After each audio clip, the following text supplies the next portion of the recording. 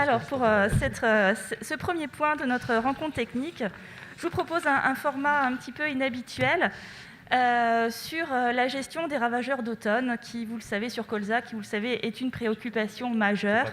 Et c'est un sujet que nous abordons systématiquement lors de nos réunions. Le dernier en date, c'est le webinaire du 7 juillet dernier. Et d'ailleurs, si vous ne l'avez pas suivi, je vous invite à le visionner. Il est en replay sur notre chaîne YouTube Terrinovia. Vous y trouverez beaucoup d'informations. Donc voilà pour ce webinaire. Donc malgré toute cette information qui est à disposition, nous nous rendons bien compte que la gestion des ravageurs d'automne est un sujet qui reste complexe et qui pose encore énormément de questions. D'ailleurs, nous avons reçu énormément de questions suite à ce webinaire et nous nous sommes dit que c'était l'occasion, via cette réunion technique, d'y répondre de façon la plus concrète et la plus précise possible. Et c'est pour ça que nous vous proposons aujourd'hui un format qui change un petit peu, un format de table ronde, pour répondre justement à toutes ces questions. Donc l'objectif, c'est également bien sûr de continuer les échanges avec vous. Donc à l'issue de chaque topo de la table ronde, il y aura des moments de questions-réponses. Donc si vous en êtes d'accord, je propose maintenant de rentrer dans le vif du sujet. Donc pour cette table ronde, les présentateurs seront Aurore Bayet, qui est l'ingénieur régional Alsace-Lorraine, Michael Geloun, qui est l'ingénieur régional Bourgogne-Franche-Comté, Laurent Ruc, qui est notre ingénieur évaluation insecticides et biocontrôle contre les ravageurs, Nicolas Latret, ingénieur régional Hauts-de-France, et il me manque Bastien Murier, qui est ingénieur régional en Champagne-Ardenne. Nous avons aussi le bonheur d'accueillir aujourd'hui un producteur témoin, M. Denis Perrault. Merci beaucoup d'être avec nous. Et je me ferai l'animatrice de cette table ronde. Alors, pour commencer, donc, la question SMS, vous avez le numéro ici, mais surtout, vous l'avez derrière moi. Donc, la première question que l'on peut se poser dans la gestion des ravageurs est: est-ce qu'il est nécessaire d'intervenir ou non? Donc, Terrinovia propose 2019 des règles de décision qui intègrent notamment l'état du peuplement avec des indicateurs de biomasse par pied. Aujourd'hui, ce sont des éléments qui sont plutôt bien intégrés dans le Conseil agricole, mais ces règles de décision restent malgré tout complexes. Donc Nicolas, est-ce que tu peux, s'il te plaît, nous présenter les évolutions apportées par Terrinovia pour faciliter l'appropriation des règles de décision par les agriculteurs? Alors, pour faciliter la prise de décision sur l'Arve de Grosse-Altise ainsi que Charançon du Bourgeon Terminal, deux outils ont été mis en ligne récemment, en plus de celui qui existait déjà sur Altise adulte, qui était sorti en début d'année, pour faciliter cette prise de décision, puisque comme vous le savez, il ne suffit pas de compter ces ravageurs-là en parcelles pour voir leur impact sur la culture. Il faut aussi prendre en compte le risque biomasse et donc réaliser des observations à la parcelle pour pouvoir prendre notre décision par la suite. Donc, nous avons plusieurs critères à prendre en compte pour faire tourner cette OAD. Est-ce qu'il y a des différences entre les différents OAD? Alors oui, en plus de la partie biomasse, je vous l'ai dit, tout ce qui est dynamique de croissance à l'automne et la reprise au printemps, nous avons également l'historique du ravageur qui est pris en compte pour le Charançon du Bourgeon Terminal, ce qui n'est pas le cas pour l'Arve de Grosse-Altise. Donc cet historique peut être ou connu par vous, par votre parcelle et l'historique que vous en avez, ou sinon évalué aussi par les régionaux de chez Terrinovia, l'expertise de Terrinovia. On a tous fait l'exercice dans chaque département. Est-ce que tu peux du coup nous présenter la plus-value de ces outils? Alors la plus-value des outils, elle est de plusieurs types. Tout d'abord, ça va faciliter la prise de décision de l'agriculteur ça va faciliter la prise de décision de l'agriculteur via des critères faciles à remplir, type le rougissement dans la parcelle, la dynamique de reprise au printemps, ou alors le nombre de pieds par mètre carré ou la biomasse. Et également, ça va fournir un conseil de traitement ou de non-traitement selon le risque que vous avez en parcelle. Tu nous fais une petite démo? Pas de problème. Donc tout d'abord, pour trouver les outils, il suffit d'aller sur le site de Terrinovia, d'être connecté bien évidemment, et sur la page Colza, vous retrouverez les 3 outils un peu plus bas, donc avec les 3 pictogrammes que je vous ai présentés juste avant. Donc je vous propose de faire une petite démo avec l'outil larve d'Altise, puisqu'il est un petit peu plus d'actualité. Donc tout d'abord, pour cet outil larve d'Altise, on va avoir plusieurs critères à prendre en compte. Le premier qui va devoir être renseigné va être le département dans lequel vous le situez. Il va permettre d'évaluer la dynamique de reprise au printemps, parce que bien évidemment, lorsque vous êtes sur la côte, l'arrêt végétatif pendant l'hiver sera moins fort que si vous êtes dans l'est de la France. Ensuite, les 5 prochains critères vont concerner la dynamique de croissance pendant l'automne. Donc vous retrouverez le contexte favorable ou non, donc si vous êtes dans des sols profonds ou des sols superficiels, par exemple. Le colza, s'il est bien enraciné ou non, donc ça, il suffit de regarder les pivots, de savoir s'il s'arrête à 5 cm ou s'il continue plus profondément. Si les colzas commencent à rougir ou non lors de l'observation, vous aurez le peuplement à compter, ainsi que la biomasse en grammes par mètre carré des colzas fin novembre. Ça vous permettra d'estimer donc une biomasse par plante. Et le dernier critère, bien évidemment, le nombre de larves d'Altise que vous aurez observé via une berlèse, par exemple. Donc je vous propose de prendre un petit exemple, donc un exemple de chez moi, c'est le département de la Somme, qui est dans un contexte de résistance faible par rapport à certains coins de la Bourgogne. Ensuite, on va prendre un contexte favorable au développement, puisqu'on est dans des sols profonds. Les colzas qui sont bien enracinés, on a eu de la pluie au semis, donc pas de souci. Ils ne rougissent pas, bien pourvus en azote, il y avait eu de la matière organique avant, 30 pieds mètres carrés et 1,5 kg fin novembre. Ensuite, par rapport à la berlèse, on a eu 4 larves par plante. Donc si vous vous souvenez, l'ancienne règle de décision ne prenait en compte que le nombre de larves par plante. Et donc avec 4 larves par plante, on aurait dû avoir un conseil de traitement. Je vous propose de passer à la suite. Donc là, vous arrivez sur la page de résultats. Sur cette page de résultats, vous pouvez télécharger tous ces résultats en PDF en bas de la page. Et sur cette page de résultats, vous allez tout d'abord avoir une partie donc, avec le récapitulatif des critères saisis juste avant. Et ensuite, en gras, vous allez avoir le risque global de la parcelle. Et ici, vous voyez, le traitement ne se justifie pas. Parce que le risque biomasse est bon, le risque agronomique est à 1 sur 10, donc faible. Donc le seuil va être de 5 larves par plante.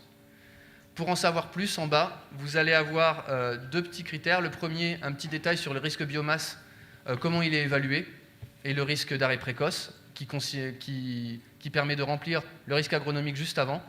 Et enfin, une dernière partie sur votre risque de résistance par rapport à l'endroit où se situe la parcelle, par rapport au département que vous avez rentré plus tôt. Merci Nicolas pour cet exemple. Alors après, ici, tu sais que le contexte est un petit peu différent. Donc, comment est-ce qu'est pris en compte un risque agronomique fort ou alors des captures importantes de larves de grosse altise ? Alors là, bien évidemment, j'ai fait simple. J'ai pris dans des contextes qui ne posent pas trop de problèmes. Mais si le contexte de résistance est différent, si on a plus de larves par plante ou alors si les colzas sont moins gros, derrière, vous allez avoir un conseil de traitement. Et ce conseil de traitement va être sous forme d'un tableau que vous avez là. Ce tableau-là, il va être bien évidemment adapté à votre contexte de résistance avec les produits qui vont vous être conseillés. Ici, on est dans un contexte où on n'a pas de super KDR. Et en fonction des traitements que vous avez déjà réalisés, vous allez avoir plusieurs lignes pour savoir le programme le plus adapté à votre situation. Mais je ne rentre pas dans les détails, Laurent en parlera un petit peu après. Merci beaucoup Nicolas pour tous ces éléments.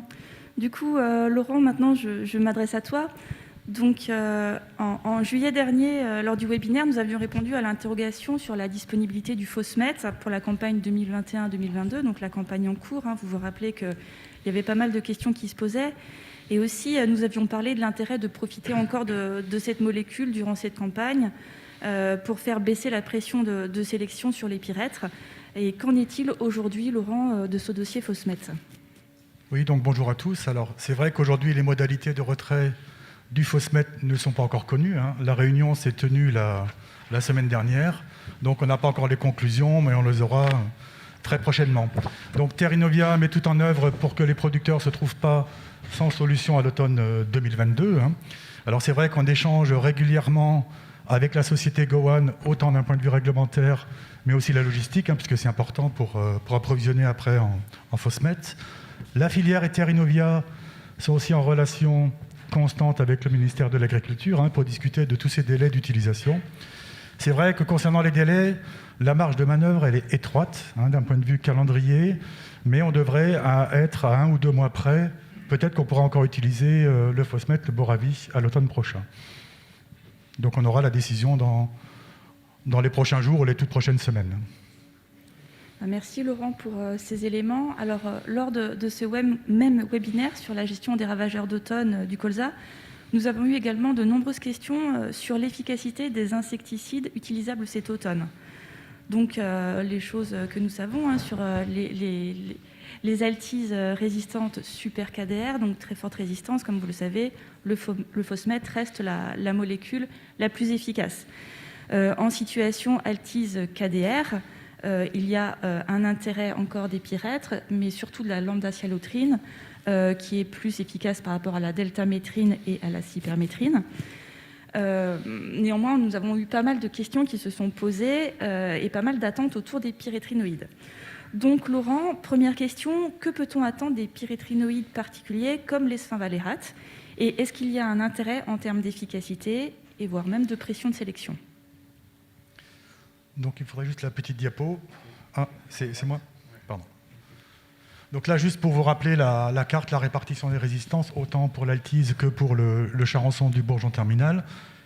Donc on est ici en Bourgogne, donc on est dans le cœur du problème pour tout ce qui est mutation super KDR, grosse altise. Donc c'est une situation très particulière sur la région et un phénomène qu'on retrouve aussi ailleurs aujourd'hui, même s'il est émergent, alors qu'ici dans la région, on parle de mutation super KDR généralisée.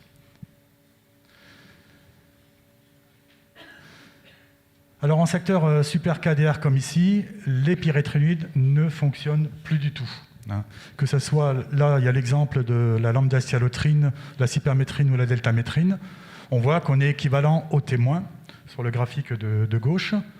À droite, je vous ai remis juste un petit schéma de tout ce qu'on peut faire en laboratoire. Vous avez en abscisse le pourcentage d'individus qui présentent la mutation super KDR. Et vous avez en ordonnée le taux de mortalité. On voit que dès qu'on a de la super KDR, on n'a plus du tout d'efficacité de mortalité en fait des altises. Et là, il n'y a pas de problème de contact, on est en contact direct de l'insecte avec l'insecticide. Donc effectivement, dès qu'on est en situation de super KDR, les pyrétrinoïdes, les deltamétrines, les cypermétrines, lambda-cyhalotrine ne fonctionnent plus. Donc on a bien sûr regardé ce qu'il en était des pyrétrinoïdes particuliers comme l'étoffinfrox, donc tout ce qui est très bon, ou les sphinvalérates comme le sumi-alpha ou le mandarin gold, on a le même type de résultat. Ça ne marche plus comme la lambda-cyhalotrine. Alors je vous parlerai souvent de lambda-cyhalotrine, puisque c'est le pyrétrinoïde qui est utilisé comme référence au niveau européen. Donc on prend toujours cette molécule-là comme référence. Ça c'est pour le secteur super KDR. En secteur KDR, parce que heureusement la super KDR n'est pas généralisée partout, comme Delphine l'a dit, on a des différences entre les pyrétrinoïdes, alors en IN, deltamétrine, lambda-cyhalotrine, cypermétrine, avec le karatéséon, donc la lambda-cyhalotrine, qui donne des meilleurs résultats que la deltamétrine elle-même que la cypermétrine. On a des efficacités qui, en moyenne, sont aux alentours de 50%. Et donc, effectivement, quand on est en mutation KDR, on est sur une résistance faible à moyenne. Alors que la super KDR, on considère qu'elle est forte, parce que ça ne marche plus. Donc là aussi, on a regardé ce que pouvait donner une molécule comme l'étoffinprox. On voit que les résultats, ils ne sont pas bons, puisqu'on est au niveau du témoin avec l'étoffinprox. On a également regardé ce que ça pouvait donner avec les sphinvalérates. On a le même type de résultats. Donc malheureusement, ces pyrétrinoïdes particuliers ne seront pas une solution alternative aux pyrétrinoïdes classiques en IN. Donc voilà un petit peu sur la grosse altise, en tout cas, les résultats que nous avons. D'accord. Alors du coup, on a parlé de grosse altise. Est-ce que tu peux nous faire un petit point sur le charançon du bourgeon terminal, qui est aussi un ravageur assez impactant pour le colza? Alors en Bourgogne, vous avez un peu la double peine, puisque vous avez à la fois l'altise plus le charançon du bourgeon terminal. Donc quand on regarde en termes de résultats, en secteur KDR, comme c'est le cas ici, vous avez vu sur la carte tout à l'heure, en fait la mutation KDR, vous l'avez là où historiquement on a du charançon du bourgeon terminal. Vous avez sur le graphique de gauche des essais en situation de présence de mutations KDR. On n'a jamais trouvé, de mutations super KDR sur le charançon du bourgeon terminal.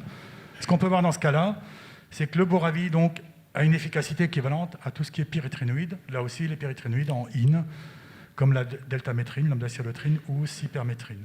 Donc des efficacités qui sont de l'ordre de 50% à peu près en termes d'efficacité. Sur le graphique de droite, on a quand même encore la chance de ne pas avoir la mutation partout. Donc des essais en situation sensible, donc absence de résistance KDR. Avec le même produit, on est sur des efficacités de l'ordre de 70% à peu près. Donc on arrive encore contre le charançon de bourgeon terminal à lutter avec des pyréthrinoïdes avec des pyréthrinoïdes. Alors là, juste un petit complément.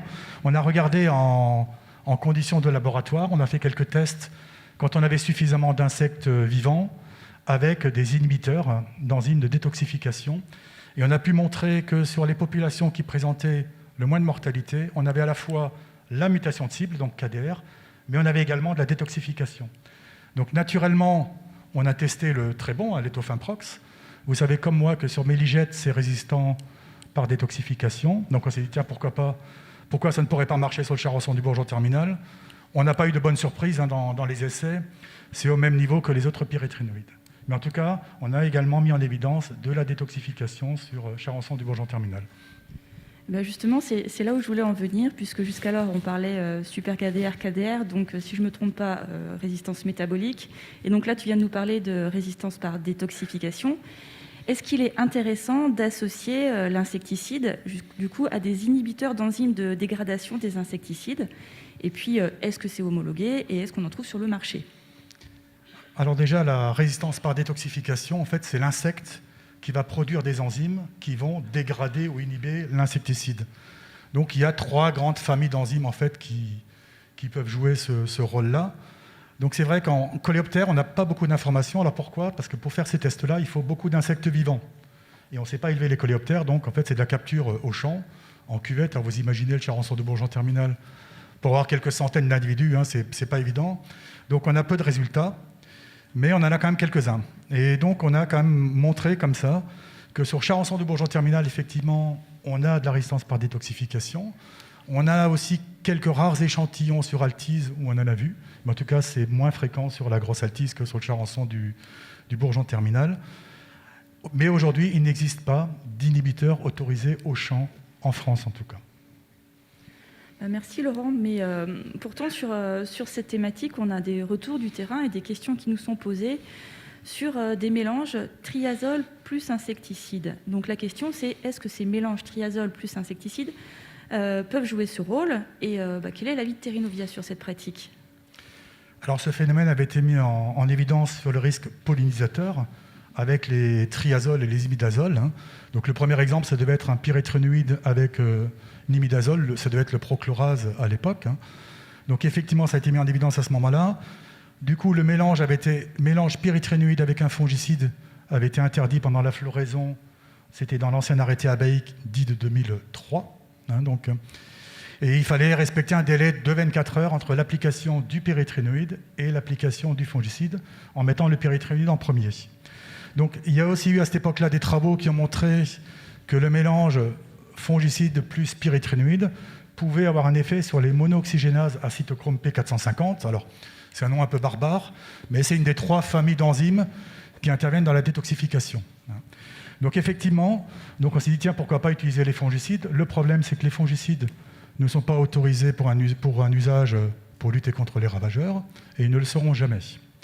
Et nous, on pense qu'au niveau de Therinovia, ce n'est pas justifiable quelque part d'utiliser un fongicide parce que ça ne correspond pas aux périodes où on utilise aussi les insecticides. Alors, déjà, contre les maladies, on ne traite pas contre les maladies à l'automne. Après, il y a des fongicides, vous le savez, qui sont aussi utilisés comme régulateurs pour éviter l'élongation. C'est vrai qu'on a avancé les dates de semis, donc ce risque-là aussi est à prendre en compte. Mais quand on regarde ravageur par ravageur, la grosse altise adulte, on lutte contre la grosse altise adulte lorsqu'il y a un risque de survie pour la culture, c'est avant le stade 4 feuilles. Avant le stade 4 feuilles, on ne doit pas prendre de décision quant au risque de régulation ou pas, c'est beaucoup trop tôt. A l'inverse, pour tout ce qui est intervention contre le charançon du bourgeon terminal fin octobre ou même les larves de grosse altise au mois de novembre, là du coup, on n'est plus en avance, on est trop tard quelque part pour décider de l'intervention d'un régulateur ou pas. Donc nous, on a fait l'analyse que ce n'était pas justifiable d'utiliser un fongicide avec un insecticide, parce que ça ne correspond pas en termes de période, donc on n'a pas évalué les mélanges contre les ravageurs d'automne. Par contre, on teste dans nos essais un inhibiteur en application au champ. Merci Laurent. Alors j'ai une autre question terrain, toujours sur les pyrètres. Est-ce qu'il y a un intérêt à associer 2 pyréthrinoïdes pour doubler en quelque sorte la dose tout en respectant la réglementation? Alors juste une petite précision. Déjà, on n'a pas le droit, par exemple, d'augmenter la dose d'un pyréthrinoïde. Ce n'est pas autorisé d'un point de vue réglementaire. Après, pour tout ce qui est mélange du pyréthrinoïde, il faut déjà vérifier ce qui est mélangeable d'un point de vue réglementaire. Tout n'est pas possible. Dans nos essais, on avait regardé, alors la lambda-cyhalotrine, elle est autorisée à 0,05 litres hectare sur Altize. Elle est également autorisée à 0,075 litres hectare sur Charançon-du-Bourgeon terminal. Donc on avait regardé, on avait comparé en fait les 2 doses, ce qui correspond à une augmentation de dose de 50%. Et dans nos essais, on n'a pas vu de différence significative en termes d'efficacité. Après, ce qu'il faut savoir, quand on augmente les doses, même si on mélange des pyréthrinoïdes de structures chimiques différentes, comme l'esfanvalérate, comme l'étoffinprox, même comme le tofluvalinate, on va toujours agir quelque part sur la même cible. Donc on va créer une pression de sélection supplémentaire sur la cible, sur les mutations de cible en fait, et on va favoriser les mutations de cible. Donc imaginez si on favorise la supercadaire en Altize et les pyréthrinoïdes à terme ne fonctionneront plus. Pareil, si on fait ça sur le Charançon-du-Bourgeon terminal, on va aussi quelque part favoriser la mutation KDR. Donc c'est pour ça que c'est une fausse bonne idée. Par contre, l'augmentation de dose par rapport à tout ce qui est résistance par détoxification, là c'est plutôt favorable et ça réduit le risque quelque part d'apparition de résistance. Mais c'est une fausse bonne idée par rapport justement aux mutations de cible. Merci Laurent pour ces éléments. Alors là, on a parlé beaucoup de molécules, de substances actives, mais il y a une autre question qui se pose, c'est quand intervenir sur les larves d'Altize et quelle est la meilleure stratégie de lutte chimique? Alors déjà, la première règle à avoir, c'est d'intervenir que quand c'est nécessaire. Je pense d'avoir des colzas robustes, et aussi après d'utiliser aussi les outils que vous a présentés tout à l'heure Nicolas pour intervenir à bon escient. Après, contre les larves de grosse Altize, il ne faut pas intervenir trop tôt pour faire un peu le plein de larves d'Altize, mais pas trop tard non plus dans nos régions. Comme vous voyez, là, il fait un petit peu frais quand même. Donc, pour que les larves soient encore mobiles et qu'elles soient encore atteignables quelque part par les insecticides qu'on va utiliser. Alors, donc ça va être des interventions qui vont être suivant les années, courant novembre, suivant le temps qu'on a. Il faut en général, les larves d'Altize sont mobiles encore à 4-5 degrés. Après, si on allait vers des régions un peu plus à l'ouest, en bordure maritime ou vers le sud-ouest, là, la question, elle est différente. Il ne faut pas intervenir trop tard pour éviter justement de voir apparaître les derniers stades larvaires, les types L3, qui, elles, sont moins sensibles aux insecticides. Et donc, vous voyez bien, il faut trouver le juste milieu dans notre région, pas trop tôt et pas trop tard. Est-ce que tu peux revenir sur les résultats que tu as présentés le 7 juillet, justement, et en les complétant avec des données rendement que tu n'avais pas à l'époque? Alors, on avait un essai, effectivement, sur notre station d'Estremont, donc chez Nicolas, en secteur KDR, en sol profond. Alors, sol profond, parce que vous voyez les rendements de 50 quintaux, on nous l'a fait remarquer dans certaines régions. Donc, effectivement, le rendement est élevé. Donc, vous avez en bas à droite le témoin. Le témoin, vous voyez qu'il est en gros à 42 quintaux avec 20 larves par plante. Vous voyez finalement que les meilleures modalités, on approche les 50 quintaux, donc on gagne 8 quintaux avec les meilleures modalités. Les applications uniques de bord à vie, donc c'est bord 7, 12 ou 20, 11, vous avez deviné que c'était la date. On voit quelque part qu'on est moins bien que les doubles applications ou des applications uniques de lambda-cyhalotrine, puisqu'on avait pris le karaté-zéon. Par contre, ce qu'on peut voir, c'est que la modalité bord à vie du 5 novembre suivi d'un karaté au 7 décembre, on gagne à peu près 6 quintaux, 6 quintaux et demi. Ça, c'est vraiment, c'était notre préconisation. C'est le meilleur compromis d'un point de vue rendement, mais aussi d'un point de vue gestion durable des résistances. Alors pourquoi? Parce qu'on applique le mode d'action alternatif avant. Et donc, on fait baisser la pression de sélection sur les pyréthrinoïdes. Donc ça, c'est un premier résultat à Estremont. Donc, on était en secteur Altize, KDR. À Dijon, je l'ai dit tout à l'heure, on est en secteur super KDR, mais également présence de charançon du bourgeon terminal. Donc on avait le témoin, on voit qu'il est à 30 quintaux, 29,6. Vous voyez qu'on avait dans le témoin plus de 30% des plantes qui étaient atteintes par le charançon du bourgeon terminal. On avait des plantes buissonnantes aux alentours de 50%. Hein. Le traitement du 19 octobre qui était cible charançon du bourgeon terminal, on voit qu'il a très bien marché puisqu'on a 1,7% de plantes avec des larves dans le cœur en sortie d'hiver. Par contre, ce traitement-là était trop précoce par rapport aux larves d'altise, puisqu'on a une trentaine de larves d'altise, comme dans le témoin. Ensuite, on a décliné différentes dates d'application, vous voyez 6 novembre, 18 novembre, où on arrive à réduire en gros d'un tiers le nombre de larves, puisqu'on descend à peu près à 20 larves, et on gagne 3 quintaux et demi à peu près par rapport au témoin.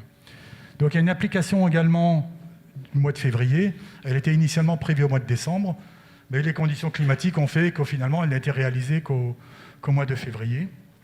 On voit là par contre qu'on a une bonne efficacité sur le nombre de larves, puisqu'on descend à 13 larves par plante. Par contre, on n'a pas de gain quelque part important par rapport au rendement. On a un gain plus important avec les applications de novembre qu'avec l'application de février. Donc voilà un peu ces résultats-là qui complètent ce qu'on avait pu dire au mois de juillet avec les rendements. Et du coup, là, tu nous parles d'applications tardives. Est-ce qu'on peut revenir justement sur les résultats des applications tardives, donc sur janvier, février, hein, à peu près, pour la cible larve de grosse altise?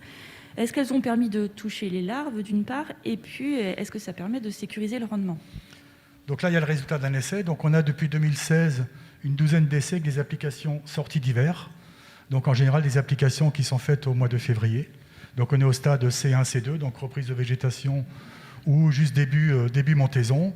On a effectivement un effet sur le nombre de larves qui est significatif. Par contre, on n'a pas d'impact significatif sur le rendement avec des applications à ce moment-là.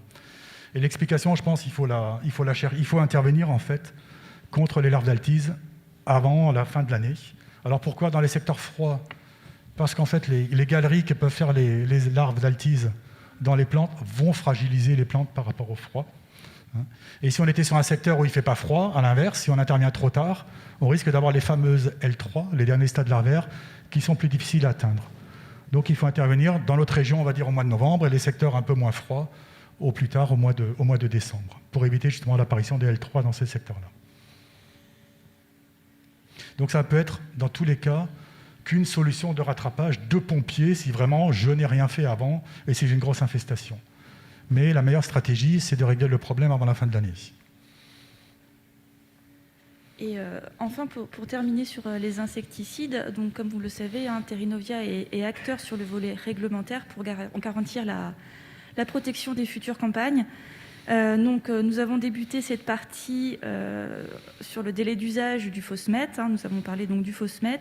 La question aujourd'hui, c'est quelles alternatives insecticides aurons-nous à l'automne 2022 dans les situations où les leviers agronomiques ne seraient pas suffisants. Donc, est-ce que tu as des éléments à nous apporter à ce sujet? Je ne suis pas arrivé qu'avec des mauvaises nouvelles quand même, heureusement. Donc c'est vrai qu'il reste quand même de nombreuses situations pour lesquelles les péritronides pourraient encore fonctionner, à la fois contre les grosses altises et les charançons du bourgeon terminal. Alors, pas spécifiquement ici, hein, mais ailleurs, il y a encore des solutions. Par contre, il faut vraiment une alternative dans les secteurs où la pression altise est très forte, et en particulier les secteurs où on a de la mutation super-KDR. Ce que je vous l'ai dit, dans ces cas-là, les péritronides ne fonctionnent plus du tout.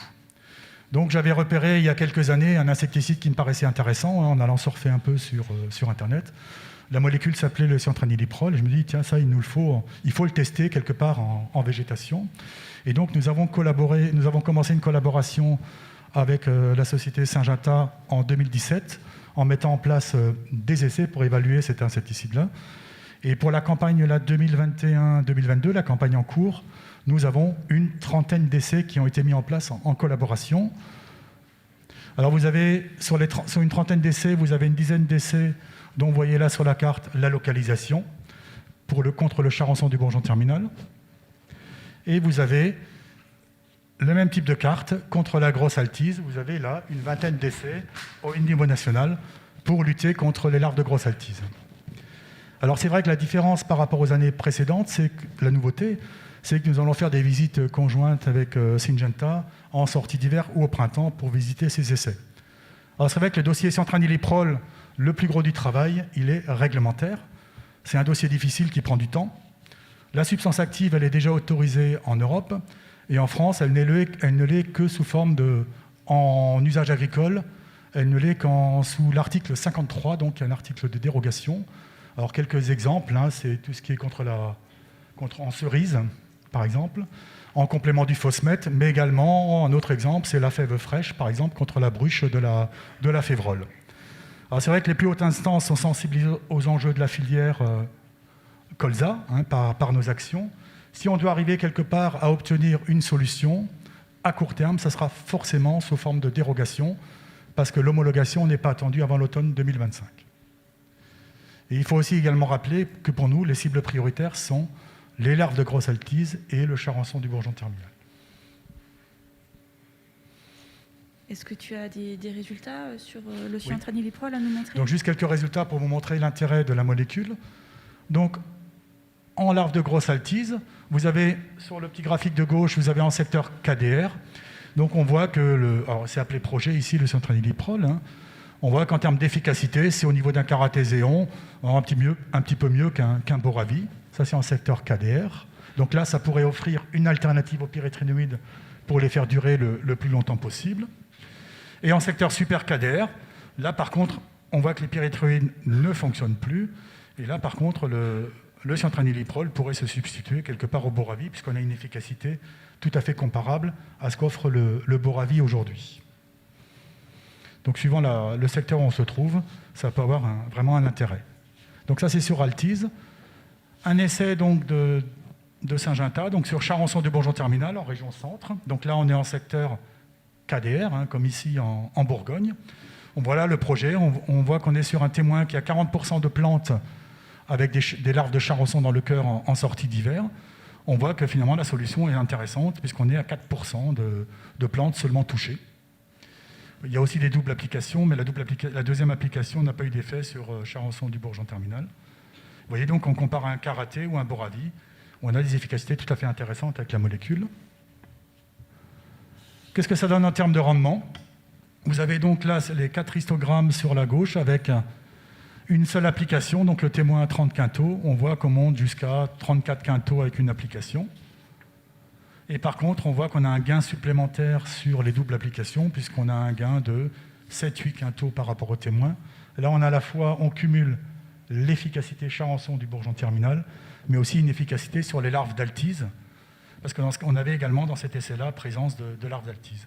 Donc on voit l'intérêt de cette solution-là, à la fois en secteur KDR altise ou super KDR altise, mais également sur altise et charançon du bourgeon terminal. Donc là, tu viens de nous parler de cyantranilyprol en traitement en végétation sur le colza, mais cette molécule avait été testée aussi sous forme de traitement de semences, me semble-t-il. Est-ce que tu as des éléments à nous communiquer? Oui, donc cette solution est aussi travaillée en traitement de semences. Donc ce n'est plus la société Syngenta, mais la société Corteva. Ce traitement de semences est déjà autorisé dans plusieurs pays d'Europe. Alors c'est vrai que son efficacité, elle est faible, voire nulle, suivant la date de semis, la date de levée des colzas, sur les cibles principales pour nous, que sont les larves de grosse altise et de charançon du bourgeon terminal. Vous savez qu'on sème beaucoup plus tôt aujourd'hui pour éviter justement les dégâts de grosse altise adulte, d'éviter un peu ce pic de vol. Et donc on verrait plutôt les cibles pour ce traitement de semences, les petites altises et la mouche du chou, puisqu'il y a aussi une efficacité sur mouche du chou. Mais là aussi, c'est un dossier qui a pris un peu de retard en France en termes de traitement de semences. Merci beaucoup Laurent pour tous ces éléments. Donc si vous le voulez bien, maintenant nous allons passer à la partie questions. Donc est-ce que vous avez des questions dans la salle ou des remarques? Et puis Manon, est-ce que tu as reçu des questions SMS?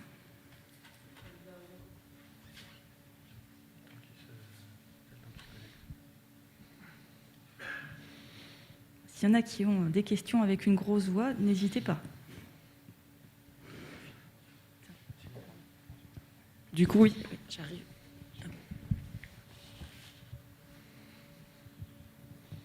Merci. Merci pour l'intervention. Cette année, je reviens sur la situation de cette année qui était un peu compliquée au niveau gestion des larves, parce que trop tôt, finalement, des seuils qui étaient en moyenne pas forcément bien atteints. Et aujourd'hui, ça fait 3 semaines, 1 mois qu'on est dans des conditions température froide, manque de lumière, etc. Donc c'est vrai en tout cas, pour nous, on n'a pas fait traiter spécialement fortement les larves de grosse altise. En attendant des conditions meilleures, est-ce qu'aujourd'hui on peut s'attendre à... Alors voilà, vous avez montré que les efficacités tardives n'étaient pas forcément au rendez-vous. Quelle est la stratégie aujourd'hui dans les situations où on n'a rien fait, sachant que les seuils continuent à monter un petit peu? Alors, dans les situations où on n'a rien fait, il faut surtout continuer à observer et à regarder comment ça évolue. C'est vrai qu'on était sur les années passées avec des évolutions assez importantes durant l'hiver. On avait des fins d'automne, des débuts d'hiver doux qui permettaient une activité continue. Pour l'instant, de ce qu'on voit un petit peu partout, on a quand même une pression larve qui a l'air beaucoup moins forte que ce qu'on a connu les années passées. Donc, il faut continuer à regarder. Il y a des chances qu'on ne fasse rien du tout. Et on est sur des colzas également qui sont plus développés que ce qu'on a pu connaître aussi par le passé, avec des biomasses plus conséquentes. Et donc, c'est ce qui a été évalué avec les outils. Hein. Donc, on a un risque qui est moindre aujourd'hui. Mais il faut continuer à regarder s'il y a une évolution. Et après, il faut quand même, si on devait encore intervenir, il faut quand même des températures où ça pousse un petit peu, quoi. Si on a des gelées, ça n'ira pas. Hein, il faut quand même un peu des 6-7 degrés pour que l'insecticide puisse être appliqué dans de bonnes conditions. Est-ce qu'il y a d'autres questions?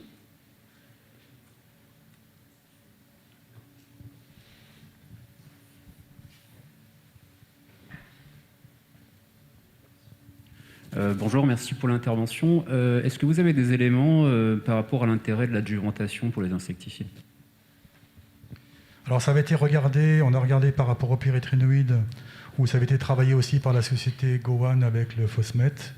Il n'y avait pas d'intérêt particulier à l'adjuvantation. Là, on est quand même dans des conditions, on est sur des couverts peu développés, avec des conditions d'hygrométrie, etc., qui sont plutôt bonnes. Par contre, il faut quand même un minimum, il faut quand même arriver à couvrir le végétal, puisqu'avec des pyréthrinoïdes, par exemple, on est sur des produits plutôt de contact, donc il faut bien couvrir l'ensemble du colza ou des feuilles présentes. On n'est pas sur des produits avec des systémies ou des choses comme ça, donc il faut bien couvrir. Est-ce qu'il y a d'autres questions sur la partie insecticide? Juste une précision par rapport à la défoliation. La larve d'altise a un peu une différence quand même par rapport au charançon bourgeon terminal. C'est qu'elle a des pattes, et donc elle est mobile. Et donc elle peut changer de feuilles, etc. Et c'est ce qui permet aussi de lutter contre elle. Et on a déjà vu les sorties d'hiver, on a des gelées tardives.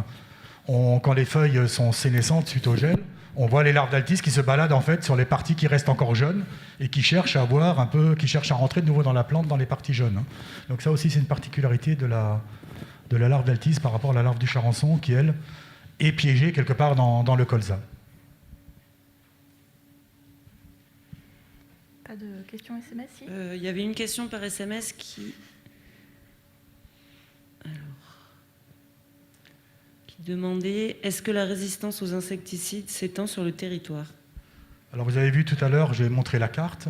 Alors je ne sais pas si on peut vraiment parler d'extension, parce que si on voulait parler d'extension, il faudrait qu'on aille toujours au même endroit et qu'on regarde comment ça évolue à cet endroit-là. Ce qu'on regarde quand même, c'est qu'on essaye déjà avec la cartographie d'avoir une vision d'ensemble sur le territoire. Donc on retourne là où on n'a pas de résultat depuis quelques années. On va là aussi où on a des zones blanches. Ce qu'on peut dire en tout cas, c'est qu'on trouve plus de situations avec de la mutation supercadaire en grosse altise. En charançon, mis à part quelques petites touches dans le sud-ouest, en charançon, on n'a pas de grosse évolution. Par contre, en altise, on retrouve des spots ailleurs d'émergence de supercadaire. Ce qui veut dire que si à terme, on utilise tout le temps des pyréthrinoïdes, si on n'a pas d'alternative comme le cyantranilyprol, à terme, on aura une situation aussi supercadaire qui va se généraliser, puisqu'on va tuer les altises qui sont KDR, et on va conserver que les altises qui sont super KDR. Et donc à terme, on va favoriser la généralisation de la mutation super KDR. Okay. Donc on poursuit ce monitoring justement pour donner le bon conseil par rapport aux résistances présentes. Ok, merci Laurent. Ah, il y a une question qui vient d'arriver. Est-ce que le bore peut avoir un effet répulsif grosse altise? Alors je vous dirai ça quand on aura fini d'exploiter les essais, puisqu'on a mis ça en essai cette année sur les altises adultes. Alors il y a un résultat d'essai qui circulait en montrant une efficacité du bore sur les larves d'altise. Personnellement, je ne vois pas comment ça peut fonctionner. Mais bon, on verra avec les résultats d'essai ce que ça peut donner. Je pense Dans mon intitulé, il y a insecticide, mais il y a aussi biocontrôle. Hein. Donc on regarde aussi tout ce qui est solution de biocontrôle pour essayer de trouver des alternatives pour lutter à la fois contre les altises et contre les charançons. Ok, merci. Merci Laurent pour tous ces éléments. Donc, là, on a beaucoup parlé des solutions chimiques, mais vous savez que ne sont pas la seule voie travaillée par Terrinovia, et c'est ce que nous allons voir dans les exposés suivants. Donc, tout d'abord, vous connaissez déjà tous les leviers agronomiques à activer pour avoir un colza robuste, c'est-à-dire un colza résilient. Donc, on va parler de décalage de la date de semis, des plans de campagne, de l'atteinte des états clés, du choix de la variété, et j'en passe. Donc l'ensemble de ces leviers vise à accompagner la croissance du colza. Donc comme on disait tout à l'heure, une croissance vraiment dynamique, non-stop du colza pendant l'automne. Et naturellement, pour accompagner la croissance du colza, une gestion fine de la fertilisation azotée est nécessaire. Cela commence avec les opportunités d'engrais organiques avant le colza sur lesquelles nous communiquons déjà largement, donc je ne reviendrai pas dessus. Il y a d'autres opportunités telles que l'apport d'azote au semis, que ce soit en plein ou avec un engrais starter avec un maximum de 30 unités. Et l'ensemble de ces préconisations, comme vous le savez, sont autorisées dans le cadre réglementaire de la directive nitrate. Néanmoins, ces types d'apports ne permettent pas toujours de couvrir toutes les situations. Et lorsque la croissance du colza justement est soutenue, l'azote disponible peut manquer dans les sols à l'automne. Donc, dans ces situations, un apport d'azote minéral à faible dose en végétation serait valorisé par le colza, par la plante, et cet apport est aujourd'hui, comme vous le savez, interdit par la directive nitrate.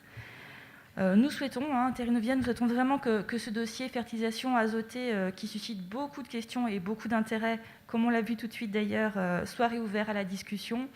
L'Institut se mobilise depuis plusieurs campagnes maintenant, vous le savez, pour évaluer l'intérêt d'apport d'azote minéral à faible dose en végétation à l'automne sur le colza. Donc vous remarquerez bien que chaque mot a son importance dans ce que je viens de dire.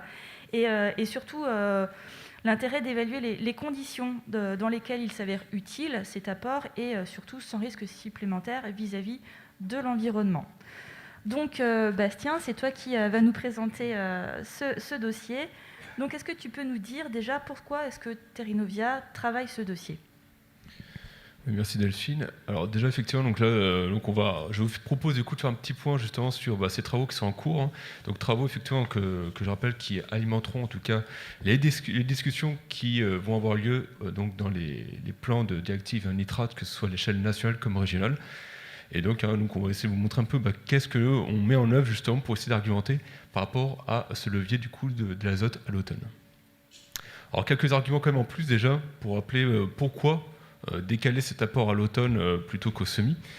Déjà, premièrement, je pense qu'on a tous constaté, c'est ce que montre le petit graphique ici à gauche, qui présente ici donc, le cumul de pluviométrie par décade, avec différences historiques. En rouge, notamment, c'est l'historique des dernières années. Vous constatez que, vous voyez, donc, aux alentours de août, septembre, on est toujours dans une période réellement sèche. Donc déjà que le colza a parfois un peu de mal à lever à ce moment-là. Vous devinez que du coup, en conséquence, aussi l'azote apporté du coup au semis, eh bien, ça peut être posé en termes de question de sa valorisation réelle par rapport en tout cas à l'état météo.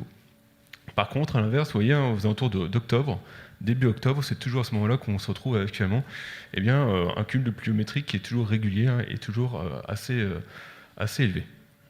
Donc d'où l'intérêt peut-être déjà de décaler d'une part. Autre fait aussi important à noter, c'est qu'on a comme maintenant des semis qui sont relativement précoces, donc effectivement des colzas qui sont bien développés, qui continuent à pousser donc longtemps durant l'automne, et donc effectivement donc les fins d'azote sont quand même un peu plus récurrentes ces dernières années, donc d'où peut-être aussi l'intérêt justement de ce relais d'azote plus tard finalement dans le cycle. Enfin, un point aussi intéressant, donc c'est tout ce qui est, on sait que le colza arrivé début octobre va être généralement donc déjà un peu plus conséquent du fait des semis précoces. On est déjà un peu plus sûr d'appliquer de l'azote. Finalement, c'est un colza que l'on sait capable de passer l'hiver. Donc il y a un aspect en tout cas de raisonnement. Donc voilà. Il faut bien rappeler aussi je rappelle aussi que l'azote, bien entendu, donc, est quand même un des leviers principaux pour justement obtenir un colza robuste. Je rappelle un colza robuste, c'est un colza qui va pousser durant tout l'automne et qui va atteindre une certaine biomasse entre hiver qui est de 40 à 45 grammes par plante. Merci Bastien. Donc, alors, nous avons testé depuis plusieurs campagnes maintenant des modalités, mis en place des essais. Mais j'aimerais bien que tu reviennes maintenant sur les essais au niveau national qui sont mis en place dans le contexte que je citais tout à l'heure. Alors, est-ce que tu peux nous dire quelles sont les modalités qui sont étudiées ainsi que les dispositifs en eux-mêmes ? Alors effectivement, c'est un sujet qui est travaillé en été depuis 6 ans au sein de l'Institut, mais cela ne fait que depuis 2 ans qu'on aborde ce sujet à grande échelle. Et pour illustrer mes propos, ici je vous présente le réseau d'essais qui a été mis en place lors de la campagne 2020-2021. Vous voyez, donc 41 essais au total qui ont été réalisés dans toute la France. Et ce sont des essais en banc d'agriculteurs, donc on s'est vraiment mis dans des vraies conditions, grandeur nature, pour vraiment tester donc 4 modalités qui seront présentées ici. Un témoin 0 azote, notre témoin donc 30 unités au semis, donc pratique classique.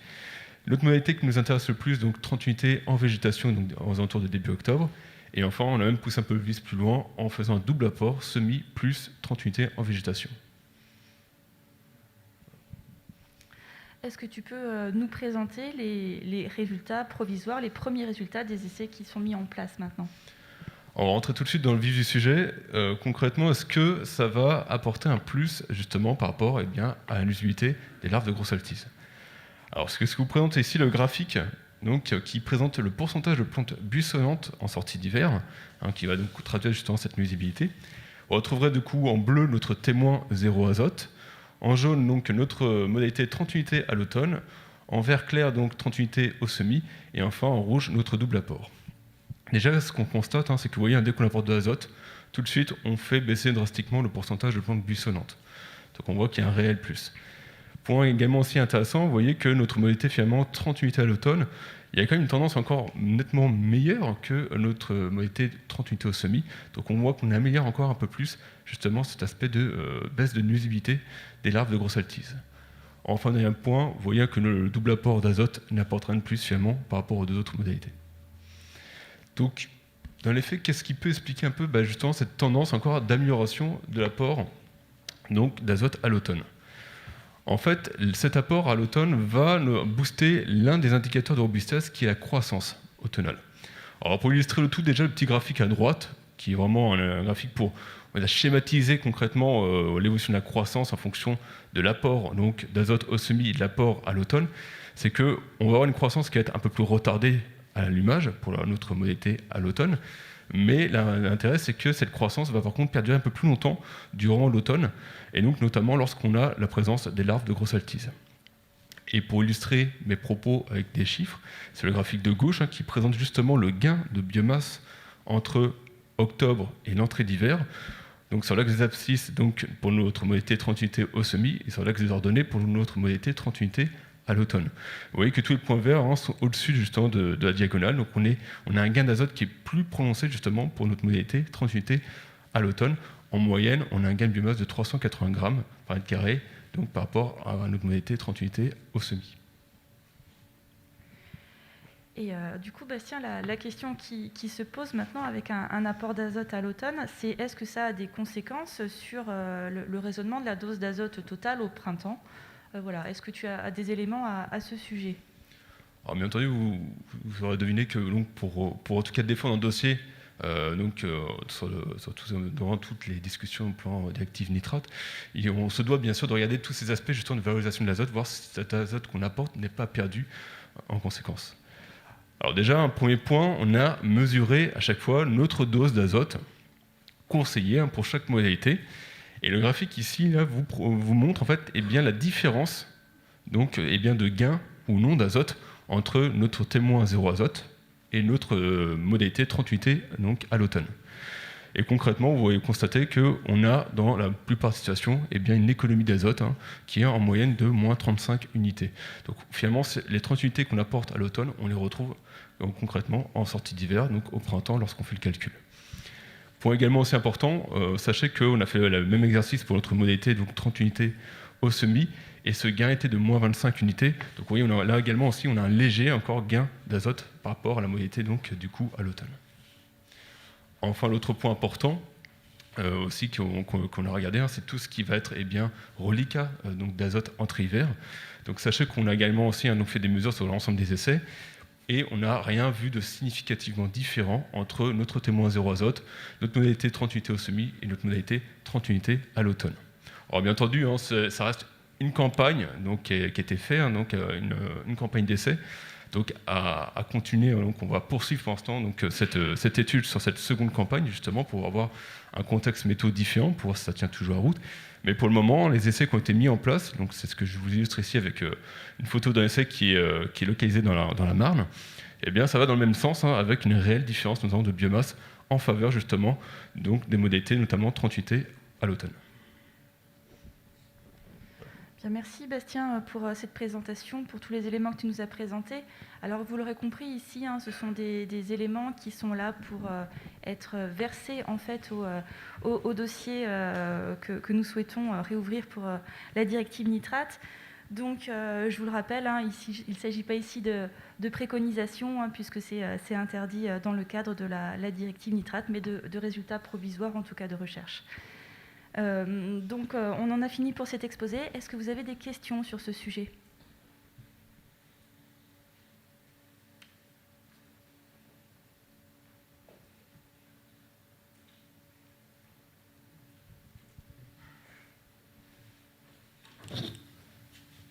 On a reçu une question par SMS.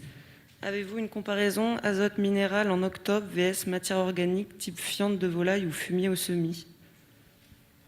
Alors pour l'instant, non. On a surtout centré sur le modèle, l'apport d'azote minéral avant tout, déjà pour faire preuve de concept. Par contre, on ne s'interdit pas de regarder par la suite effectivement d'autres formes dans les années à venir. Est-ce qu'il y a des questions ?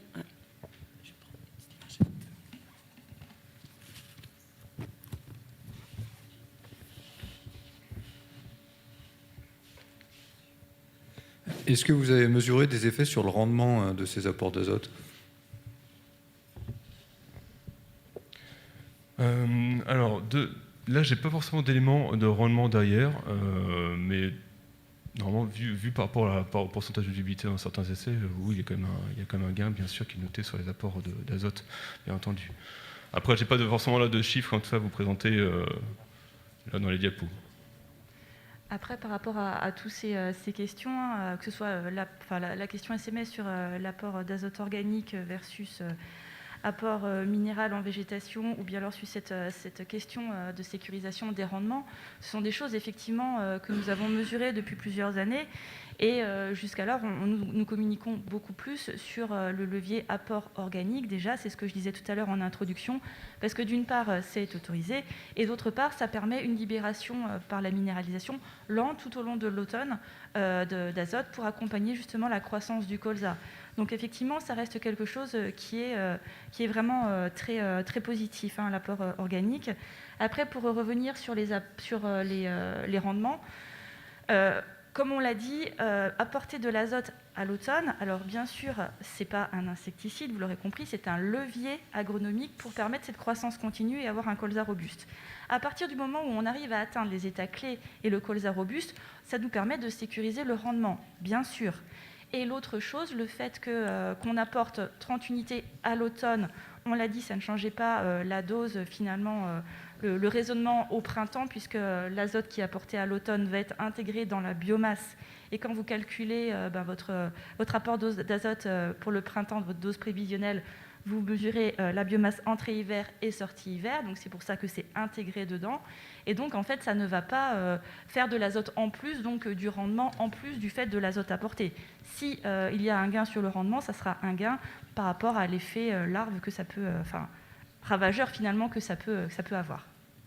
Alors, juste en complément, puisque j'ai la chance d'être le plus ancien, donc d'avoir participé aux premières directives nitrates, ce qu'on voyait quand même par rapport à l'azote, avec des apports à l'automne ou des apports au printemps, à partir du moment où on a atteint une certaine taille de colza au printemps, il n'y a pas du tout d'impact sur le rendement. Donc, à partir du moment où on a atteint les 500-600 grammes de colza au printemps, c'est plus après le fractionnement et l'absorption de l'azote qui va être important.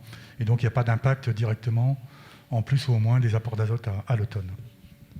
Donc, d'où l'importance de tous ces états clés sur lesquels on communique beaucoup, atteindre ces états clés, ces états de biomasse à l'automne pour justement garantir, sécuriser le plus possible le rendement. Et l'azote est un levier que l'on souhaiterait pouvoir actionner. Oui, Je voulais demander sur les 30 unités azote, moi je ne suis pas producteur, comment on peut valoriser le coefficient d'utilisation? Est-ce que c'est quelque chose sur lequel vous travaillez? Puisque quand on apporte les 30 unités, on fait le bilan printemps, il n'y a pas de différence. Concrètement, il faut bien comprendre qu'en fait, là, le fait d'apporter 30 unités à l'automne, ça ne change pas en termes par suite, ça ne change pas, on va dire, le raisonnement que l'on faisait à l'époque pour la partie 30 unités au semis. On laisse le même coefficient à l'automne, on sort le même coefficient par suite après en sortie d'hiver. Voilà, il n'y a rien qui change de plus derrière, si ce n'est qu'on va sécuriser un peu plus la partie justement de l'usabilité larvaire. Et on va juste booster un peu plus les indicateurs de robustesse en termes de biomasse.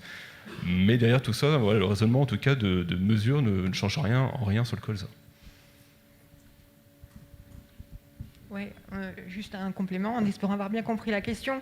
On ne s'amuse pas dans ce type d'expérimentation à faire des démonstrations avec de l'azote marqué, ça serait complètement surqualitatif. Par contre, on fait la démonstration empirique que la plante elle a bien consommé l'azote supplémentaire qu'on a apporté. Et je pense que c'est vraiment ça qui est essentiel et qui sert le producteur dans son raisonnement. Cet azote-là, on le retrouve en faisant la biomasse, tout simplement. Et Bastien a dit tout à l'heure que dans les reliquats, on ne voyait pas de différence. Donc effectivement, l'azote supplémentaire, on le retrouve dans la plante. Et donc c'est pris en compte quand on fait la méthode de dépesée en entrée et en sortie d'hiver. Voilà, c'est ça. Effectivement, tu as bien décrit. Est-ce qu'il y a d'autres questions ? On avait reçu une question par SMS. Pensez-vous que des formes d'azote retard appliquées à des dates réglementaires pourraient permettre d'alimenter la plante tout au long de l'automne? Alors c'est quelque chose aussi qu'on regarde pour l'instant. Donc effectivement, c'est un levier qui peut être très intéressant effectivement justement pour répondre notamment à ces enjeux de fin d'azote et de croissance justement continue durant tout l'automne. Oui, juste un petit complément. On les regarde. Faut savoir qu'il faudra être précis sur l'engrais dont on parle parce qu'ils ont des dynamiques de minéralisation, de libération de l'azote qui vont varier en fonction notamment de la température, de l'humidité du sol et de la température. Donc en fonction du climat qu'on a à l'automne, ils ne vont pas forcément libérer juste au moment où on en aura besoin. Donc c'est juste un petit warning sur cette solution qui apportera peut-être des perspectives intéressantes mais qui ne marchera peut-être pas dans 100% des situations. Juste un petit complément juste par rapport aux 30 unités à l'automne, il faut bien comprendre que c'est une dose qui est avant tout qualitative pour justement, justement pour baisser cette nuisibilité larvaire. C'est pas une dose qui sort du chapeau, si on le préconise également au semis, c'est parce qu'on sait que le colza est capable de l'absorber. Au-delà, on commence à voir finalement, c'est plus un apport de luxe par la suite sur le colza. Oui, c'est important ce que tu dis, Bastien. Les 30 unités, c'est quand même une dose pivot, au-delà de laquelle on a du mal à justifier une valorisation par le colza.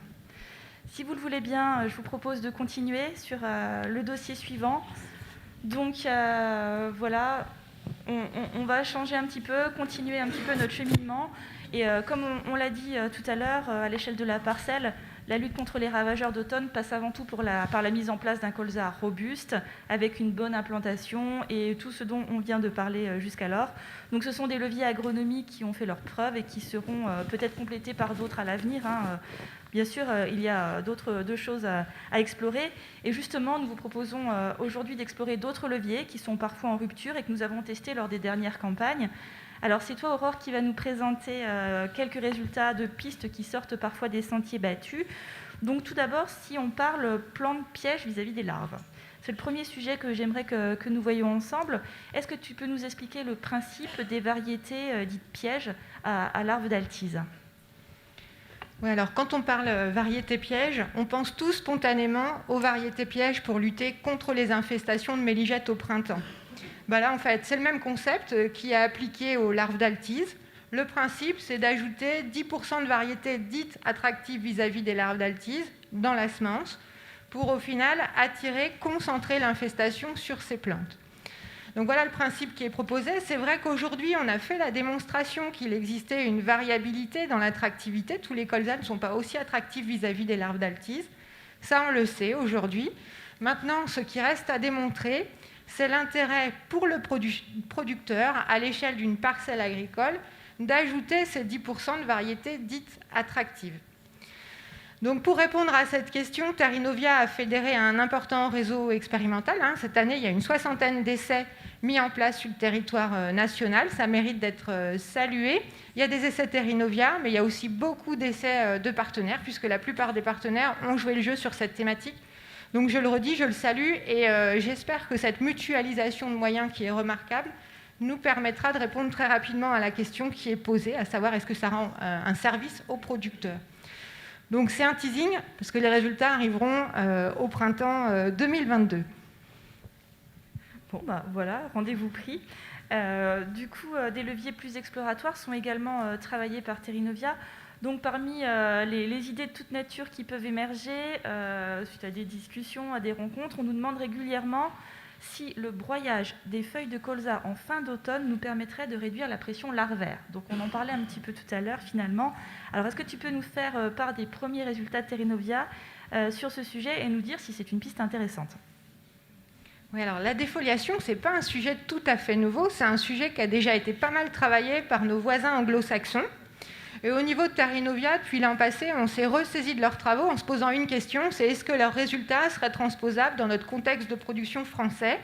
Et je vais même être plus précise, quels résultats aurions-nous ou allons-nous avoir finalement dans le quart nord-est, où on est dans un secteur où on a encore un peu d'hiver, des secteurs moins tempérés qu'en Grande-Bretagne.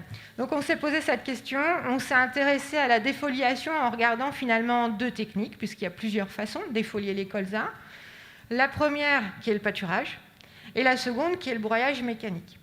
Donc ce sont des résultats, des travaux assez récents au sein de l'Institut. Donc ce que je vous propose, c'est de partager avec vous des premiers résultats qu'on pourra discuter ensuite lors de la phase de questions. Je vous propose de commencer par le pâturage. On a eu l'opportunité l'année dernière de suivre une collaboration entre un éleveur et un céréalier dans les Vosges. Et effectivement, on s'est rendu compte que le pâturage du colza en fin d'automne, donc novembre-décembre, par une troupe ovine, permettait de réduire le nombre de larves d'altise dans les plantes. On l'a bien vu, je vous ai mis ici mes résultats de Berlès de l'an passé. Et vous voyez que systématiquement, après le passage des animaux, on a moins de larves dans les plantes. Donc ça, c'est un signal positif, c'est sympa.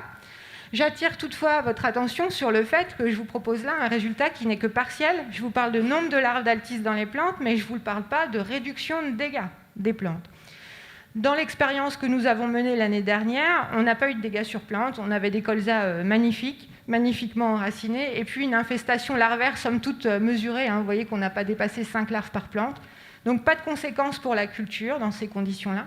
Donc l'expérience de l'an passé ne me permet pas de vous dire « Génial, le pâturage au vin, c'est une des solutions pour résoudre le problème des altises. » Non, on a un point positif, qui est la réduction du nombre de larves. Malgré tout, il y a quand même un point de vigilance, parce que dans les suivis qu'on a fait l'an passé, on s'est rendu compte que le pâturage, s'il réduisait le nombre de larves, il avait tendance aussi à retarder un petit peu la reprise au printemps.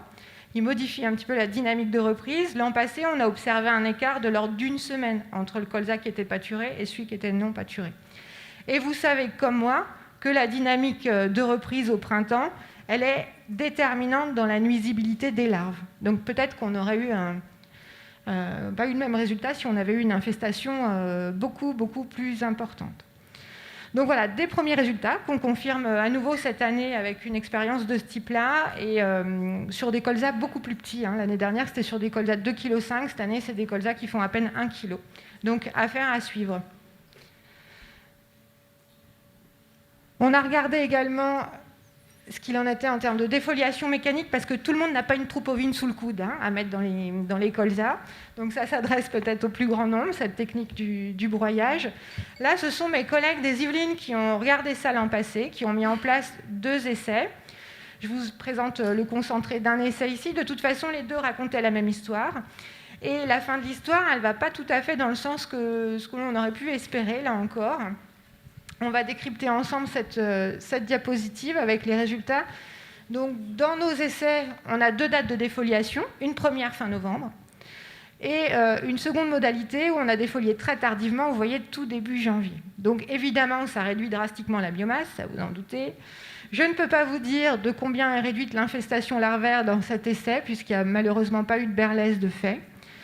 Par contre, on s'est vite rendu compte que là encore, ça pénalisait la reprise au printemps. Hein. Ça a patiné, c'était plus tardif. Et finalement, on se rend compte qu'on a sensibilisé la culture aux aléas climatiques et notamment aux gelées printanières qui ont été très fréquentes l'année dernière, souvenez-vous. Et la modalité du 4 janvier particulièrement a souffert du contexte climatique. Donc au finalement, on a accru la sensibilité de la culture aux aléas climatiques, aux gelées. On a accru l'interaction entre le nombre de larves, la nuisibilité des larves et la météo. Et ça se traduit dans les résultats, puisque vous le voyez sur la dernière ligne, on a systématiquement un pourcentage de plantes buissonnantes qui est plus important dans les modalités broyées, avec quasiment toutes les plantes buissonnantes au printemps pour le broyage tardif. Et bien sûr, ça se ressent sur le rendement. On a un écart de rendement de l'ordre d'1,5 quintal avec le broyage de novembre et jusqu'à 7 quintaux perdus pour le broyage de janvier.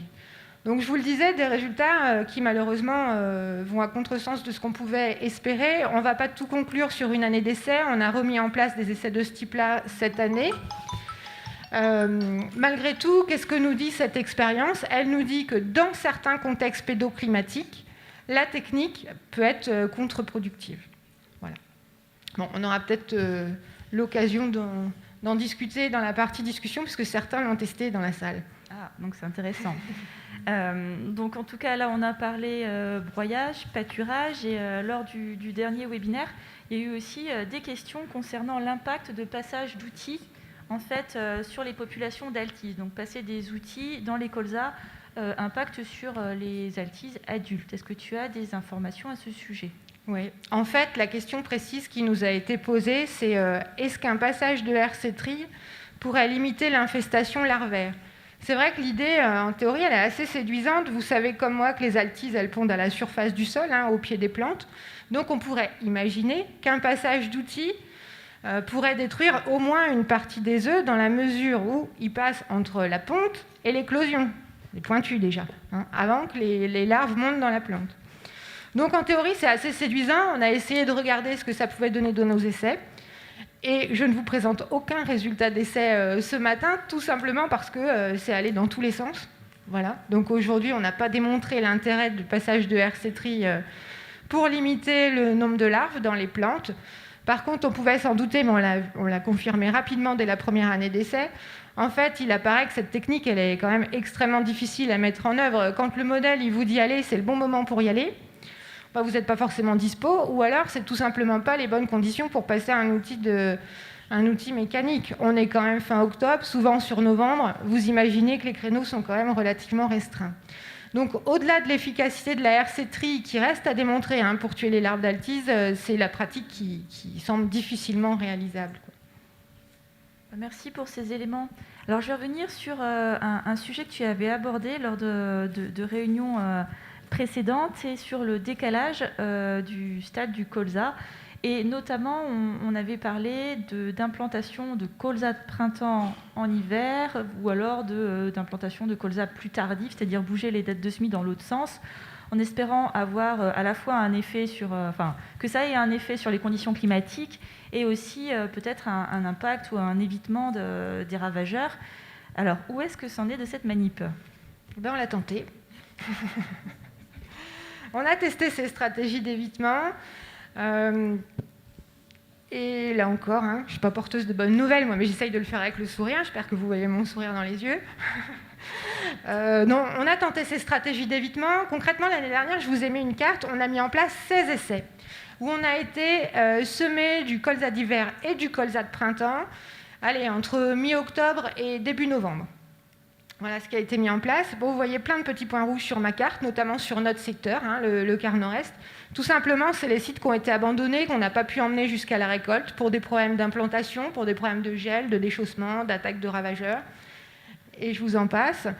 Donc, vous voyez, chez nous, ça ne semble pas non plus être une solution d'avenir. Sur la carte, vous voyez 3 points verts qui se situent En Normandie, en Bretagne ou encore dans le sud-ouest, on est sur des régions avec des hivers beaucoup moins vigoureux. Et je pense que dans ces secteurs-là, et notamment dans le sud-ouest, le colza de printemps va continuer à faire son petit bonhomme de chemin, va être testé, parce qu'il y a quand même un intérêt par rapport au colza de printemps, c'est sa teneur en protéines, qui est plus importante que le colza d'hiver. Voilà. Bon, mais en tout cas, chez nous, on l'a tenté, on a vu, on a essayé, mais on va peut-être pas recommencer. Bon, merci Aurore pour ces éléments. Est-ce que vous avez des remarques ou des questions sur cette thématique, des thématiques qui ont été abordées par Aurore? Donc j'ai entendu qu'il y avait peut-être des témoignages autres sur le pâturage ou le broyage. Oui, on a travaillé la technique du broyage des colzas au sein du club agroéco de 2018 à 2021. Alors on l'a travaillé non pas pour essayer de regarder la réduction des larves de grosses altises, mais plus pour regarder le broyage des plants de campagne, pour les ramener au sol rapidement au printemps pour que ce soit disponible pour le colza. Mais si on regarde l'impact sur le rendement, on est souvent dépressif, notamment je pense à mars 2020 ou avril 2021, où les colzas qui ont été broyés, ils ont été sensibilisés par le gel, et on a un impact direct sur le rendement, quoi. Par contre, on voit effectivement certaines années, comme en 2018, le fait d'avoir broyé nos plants de campagne, ça a été profitable au colza. Voilà, mais on n'a pas de résultat sur la pression larvaire. Merci pour mais ton c'est une témoignage. technique quand même assez agressive. Oui. Et c'est une technique, à mon avis, qu'il faut plutôt non pas déclencher fin novembre, mais plutôt sur le début, voire mi-octobre, pour que les colzas puissent un peu se retaper avant l'hiver. Merci de ton témoignage. Est-ce qu'il y a d'autres questions? On a reçu une question par SMS. Avez-vous testé les mélanges interspécifiques? Oui, alors on parlait au tout début des variétés pièges, donc on est sur ce qu'on appelle des mélanges intraspécifiques. On est au sein de l'espèce colza. On travaille aussi sur des mélanges interspécifiques et on travaille notamment avec des associations avec le radis chinois. Dans nos expérimentations, on a associé du colza avec 10% de radis chinois, qui est a priori attractif vis-à-vis des insectes d'automne. Bon, on le fait dans un cadre expérimental. Aujourd'hui, ce n'est pas une recommandation parce qu'il y a quand même la question de la nuisibilité d'une autre crucifère associée au colza. Donc ça pose question, mais effectivement, on l'a dans nos essais. Et en tout cas, on travaille le radis chinois à l'échelle de la parcelle, mais un truc dans lequel je crois beaucoup plus, et Michael en parlera, c'est dans les intercultures. Voilà, pour attirer les insectes en dehors des parcelles de colza. Mais tu as vu, je ne spoile pas ton topo. Ouais, c'est bien. Est-ce qu'il y a d'autres questions? En complément, c'est quand on travaille les interspécifiques, l'idée c'est aussi que l'espèce qu'on associe au colza disparaisse pendant l'hiver. Et si possible, en emmenant les larves qui étaient dedans, qu'elles disparaissent avec le froid de l'hiver. J'ai peut-être effleuré. Désolé. Avez-vous d'autres questions, d'autres remarques sur ces leviers à l'échelle de la parcelle? Non? Bien alors, je vous propose de poursuivre. Donc, nous allons passer maintenant à une autre échelle, celle du territoire, avec toi, Michael. Donc, des stratégies de lutte et de levier à l'échelle de la parcelle, nous connaissons maintenant, ça y est, on a fait le tour. Ce qu'on néglige en revanche de trop, et assez souvent, c'est la dimension territoriale, la dimension paysagère, qui est complémentaire à l'approche parcelle, en fait. Et les insectes sont des individus qui se déplacent dans le paysage au fur et à mesure de leur cycle, et leurs prédateurs également.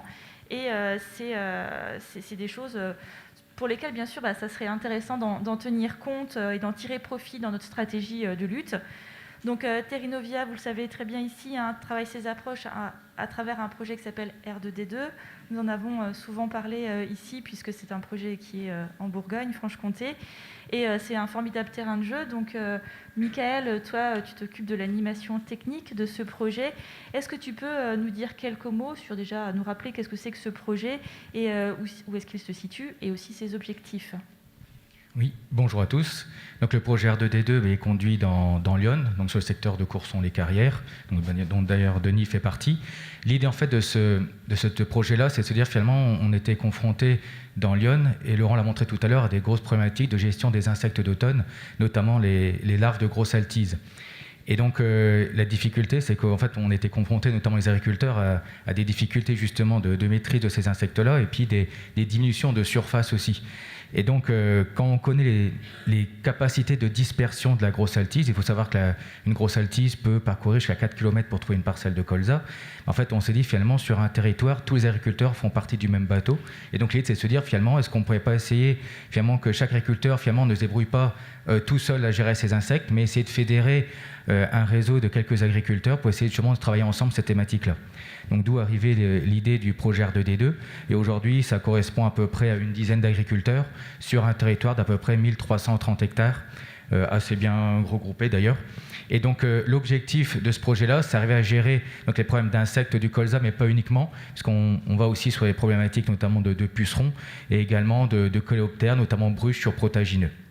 Donc on essaie de travailler avec les agriculteurs sur 3 leviers différents. Donc le premier, c'est travailler, donc favoriser la robustesse des cultures. Donc je ne vais pas trop détailler, on en a bien parlé ce matin. C'est notamment finalement comment j'essaie de rendre mon colza moins sensible à la rencontre avec un insecte. Donc ça correspond notamment à tous les leviers qui concernent la date de semis, les densités de semis, l'adaptation notamment avec des plantes compagnes, les volets nutrition des plantes aussi pour avoir une croissance continue sur l'automne. Et on s'est dit finalement ces leviers-là, et on l'a dit depuis ce matin, ce sont des leviers à effet partiel.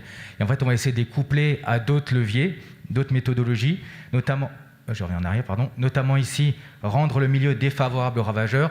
En gros, on va essayer de se dire comment on pourrait essayer d'arriver finalement à ce que le ravageur ne se sente pas trop à l'aise sur le territoire, ou que finalement il arrive à rencontrer de façon moins fréquente les parcelles de colza. Donc vous voyez, tout à l'heure, on a mis en place quelque chose notamment sur des intercultures.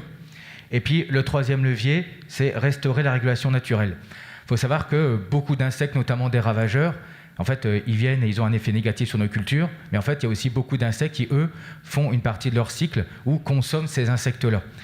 Et en fait, on avait fait le constat, déjà, quand on a fait les premiers essais, des premières observations dans l'Yonne, qu'on avait notamment des taux de parasitisme. Donc en fait, du parasitisme, en fait, c'est quoi ? C'est des insectes qui viennent et qui font une partie de leur cycle dans l'altise, dans la larve de grosse altise.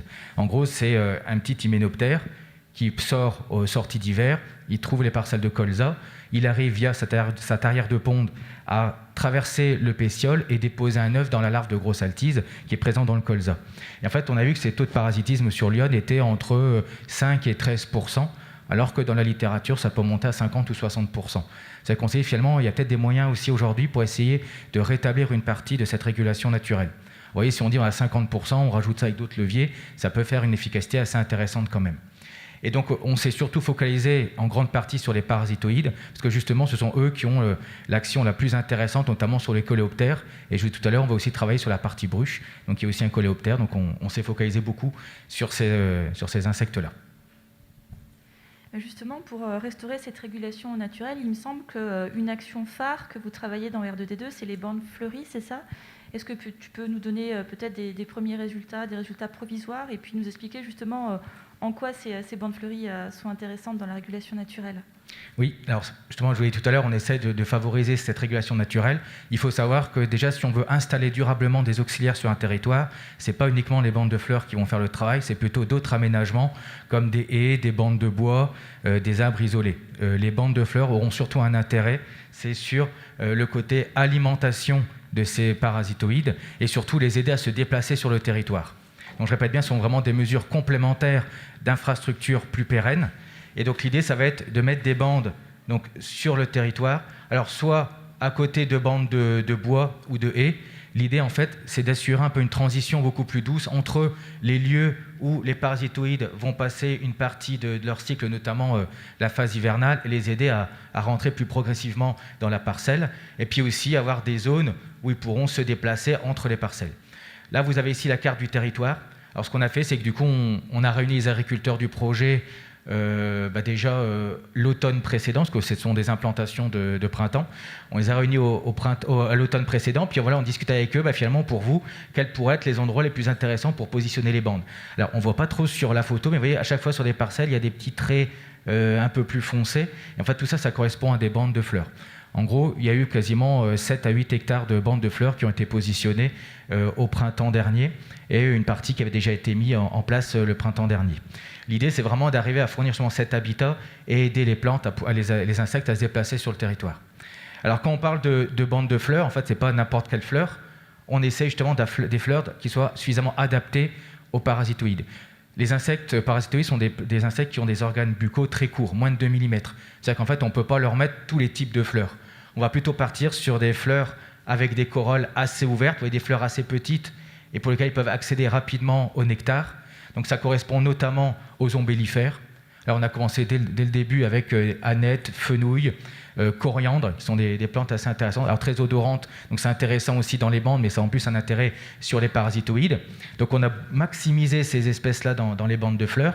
Et puis on a rajouté aussi d'autres espèces, comme par exemple des crucifères, donc notamment des moutardes. Alors l'intérêt aussi des crucifères, c'est que finalement elles vont aussi permettre de pouvoir maintenir une partie de ravageurs. Je l'ai dit tout à l'heure, en fait, les parasitoïdes font une partie de leur cycle sur les ravageurs. Si on est dans un secteur où il y a moins de colza, si on ne maintient pas un minimum de crucifères pour que les parasitoïdes puissent s'installer et rester et faire une partie de leur cycle, on passe à côté d'un élément important du maintien de ces espèces-là sur le territoire. Et puis ensuite, on a rajouté des composés, donc notamment du Niger, qui est intéressant aussi, et puis surtout aussi des légumineuses.